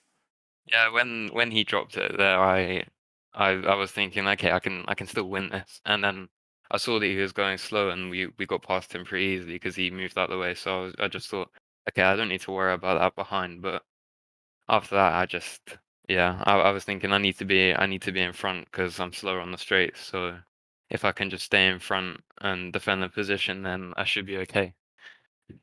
Oh, indeed. And the brilliant battle between yourself and Gardner going all the way down to the final lap. And of course, I hate to ask you this question. Just take us through that final lap between that back straight where Chris Daines, Gardner's teammate, got involved and gave him that space down the inside. Just from your perspective, how did it play out from your side? Well, coming onto the straight on the uphill right hander, there was a LMP2 who scared me a little bit, to be honest. So I had to back out of the corner a little bit because I thought he was going to hit me. And then I was thinking, okay, I can still get a decent exit, but yeah, I didn't get that great of an exit. And obviously, Chris and Gavin did some really good teamwork, and I couldn't get past it. Oh, indeed. And whilst it's unfortunate you missed out on the win, again, still a solid second place there. And, well, in the end, bringing that wounded Audi home, and should be very proud of yourself for that. Looking ahead to what is the first of our 2-hour super endurance races next week at Daytona, how are you feeling for the American asphalt? Nah, Daytona's a great track. I mean, when you do a race on Daytona, it's all about staying in the train and saving as much fuel as possible, especially in a 2-hour race. So I'm looking forward to the racing there because it's normally really good. Well, we look forward to seeing you take to the Daytona circuit in a week's time. But until then, congratulations on your results tonight, Matt, and thank you for joining us in the interview room. Thank you, Paul. All the best. So that we heard from Matt Caruana there with the win in the sprint and that P2 in the feature with that absolutely brilliant climax in the feature race between himself and Gavin Gardner here. And to be fair, you could hear there in Matt's voice, quite tired, I think exhausted after the racing, but at the same time, I think very happy with the results he's got on the board. And as a result now, continue to build up that momentum. And it could really be the case that for Caruana, he's now going to start to build that momentum in the GT3 Pro Championship and start to potentially become that breakaway leader which we'd normally see after the opening quarter of a championship or the opening third. And as we head into what is the conclusion of the first third in a week's time, it'll be interesting to see whether Caruana can keep that momentum up and really start to assert some control on the GT3 Pro class. But now we must come on to our final interviewee of this evening. He's been very patient and waiting, and it is, of course, his debut in the series as of tonight, and that is Mikkel Andreasen from Hilliard Esport. And we're going to be speaking to the GT3 AM driver who picked up a third in the sprint and a win in the feature. Let's bring him into the interview room. And well, as he joins us now, Mikkel, arriving on the scene late in the series, arriving a couple of rounds in, and well, 15 minutes into qualifying, but you seem to have found a way to have a great night at the Canadian circuit today. Just in summary, how do you feel your night's been? It feels great to be back, honestly. Appearing as a guest driver, I don't think I'll join the championship, but just this round, actually. But it feels good. A bit stressful. When I joined, I had some problems with my new monitor, but it worked out in the end, so all good. Great evening, and just try to stay out of anyone's harm. Well, goodness me. I mean, to join and have those technical difficulties, get them resolved, put in a qualifying lap, which I would presume was more of a case of you just wanted to get a lap on the board in qualifying so you didn't start right at the back? Yeah, exactly. I just did 4 laps in qualifying and just tried to find the track and see what I could get, but I started almost at the back, and just took it slow from there. Oh, indeed. And talking about taking it slow, of course, in the sprint race, we saw you come through the order very gradually with a number of GT3 AM drivers making mistakes and therefore losing positions. I have to ask, was that the aim of the game in the sprint race? Just sort of get yourself up to speed, don't really battle too hard, just see what places you could pick up? Yeah, exactly. Just again, find the track with that. I didn't have that practice before the race, so I just tried to find the track and see if I could gain some positions without being in anyone's way. Oh, indeed. And then carrying that through into the feature race with a great performance in the sprint. I do have to ask, given the fact that about halfway through the race you were leading, were you expected to be leading the feature within the GT3 AM class? No, not at all. My teammates had a great start, Stefan and Alexander, but they had some problems during the race. But I was actually expecting to finish behind those guys because they were faster than me here in practice. So I didn't expect to start to finish a race higher up the grid than them. Oh, indeed. And just with regards to the feature race, of course, it really was a race of attrition with so many drivers making mistakes. Your teammates included, losing the car, particularly through turns 2 and 3. I think it was Gamborg Rasmussen who struggled with turn 2 in the end. The Mercedes turning around a number of times there. But for yourself, just never really any major mistakes. What's the secret in that BMW M4? Really don't know. The tires were dead at the end. I only had 25% at the worst tire at the end, so I really understand where they come from because the car felt slippery at the end. The track was hot, and with the less fuel, it just was more living on the track, so it was hard to take that downhill corner. So you had to be very careful not to brake too much when you had to turn in. So I think that's the secret, man. Well, that secret definitely proved powerful over the course of the race, and in the end, bringing it home with the win. And, well, I think for some of our GT3 AM drivers who might be watching this broadcast back later, when they hear you say you're, well, by sounds of things, only attending as a guest driver, they might be wiping some of the sweat off their brows because for a debut in this series, that was a phenomenal performance, I have to say. Will we be seeing you join us for Daytona in a week's time, I have to ask? I'm not sure I'm home to that, and that's why I'm not joining the season. With my work times, I'm not sure I'm home. Oh, well, that is unfortunate because we would love to have you out on the circuit. I'd definitely love to see you, Mikkel. But at the same time, when you can join us, we do really appreciate it. And we hope everything's going well in your personal life. And, well, thank you for joining us in this round. And congratulations once again on a fantastic pair of performances. Thank you very much. Have a lovely evening. Thank you. So hearing that from Mikkel Andreasen, who as a guest driver for tonight, and as he was saying there briefly, can't commit fully to the season due to personal circumstances with his work, and therefore he can't guarantee he can turn up evening after evening. It is the case that as a guest driver, pulling off 2 podiums back-to-back, a P3 in the sprint and a win in the feature in the GT3 AM class.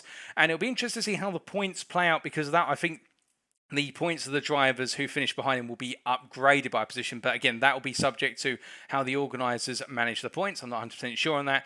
But again, at Mikkel Andreasen, the secret just simply was balancing the car out and also making sure to be very wary of that tyre wear. And the worst tyre on only 25% life left at the end of the race, you can understand why he had to put a lot of tyre management in and just balancing the car as time went on. But with that, ladies and gentlemen, it is time for us to wrap up. We've had our post-round interviews with our 4 selected drivers, and we must say thank you very much for watching round number 3 of the series in Lobby 1. And, well, if you want to know more about the Next Gen Racing community, who we are, what we stand for, and the series we run, be sure to check out our official website. That is www.nextgenracing.co.uk. Alternatively, if you are on Facebook, you can always take a look at our official Facebook group. That is facebook.com/groups/Next Gen Racing. Also, a big thank you to our partners, our title sponsor and partner for Lobby 1, that is Apex Racing Academy. Without them, we wouldn't be able to bring you this series, and their website is apexracingac.com for further information about them and what they do. But until next time, ladies and gentlemen, where we'll be heading to the Daytona International Speedway for round number 4, and we'll be bringing you that on Wednesday, the 27th of April, 2022. The first of our 3 Super Endurance rounds, our 2-hour feature race rounds where there's no sprint, and it is the case that qualifying is out the window. It is championship position going into the round that determines the grid. We'll have to say goodbye for now and have to whet our appetite in anticipation of the racing that will be happening at the legendary American Speedway. But thank you very much for tuning in. We have been Next Gen Racing. I have been your host and commentator, Paul at TX141 Walsh. And until next time, from all of us at Next Gen Racing, I wish you all well. Stay safe, stay smiling, stay positive, but most importantly, remember to stay on track. Good night.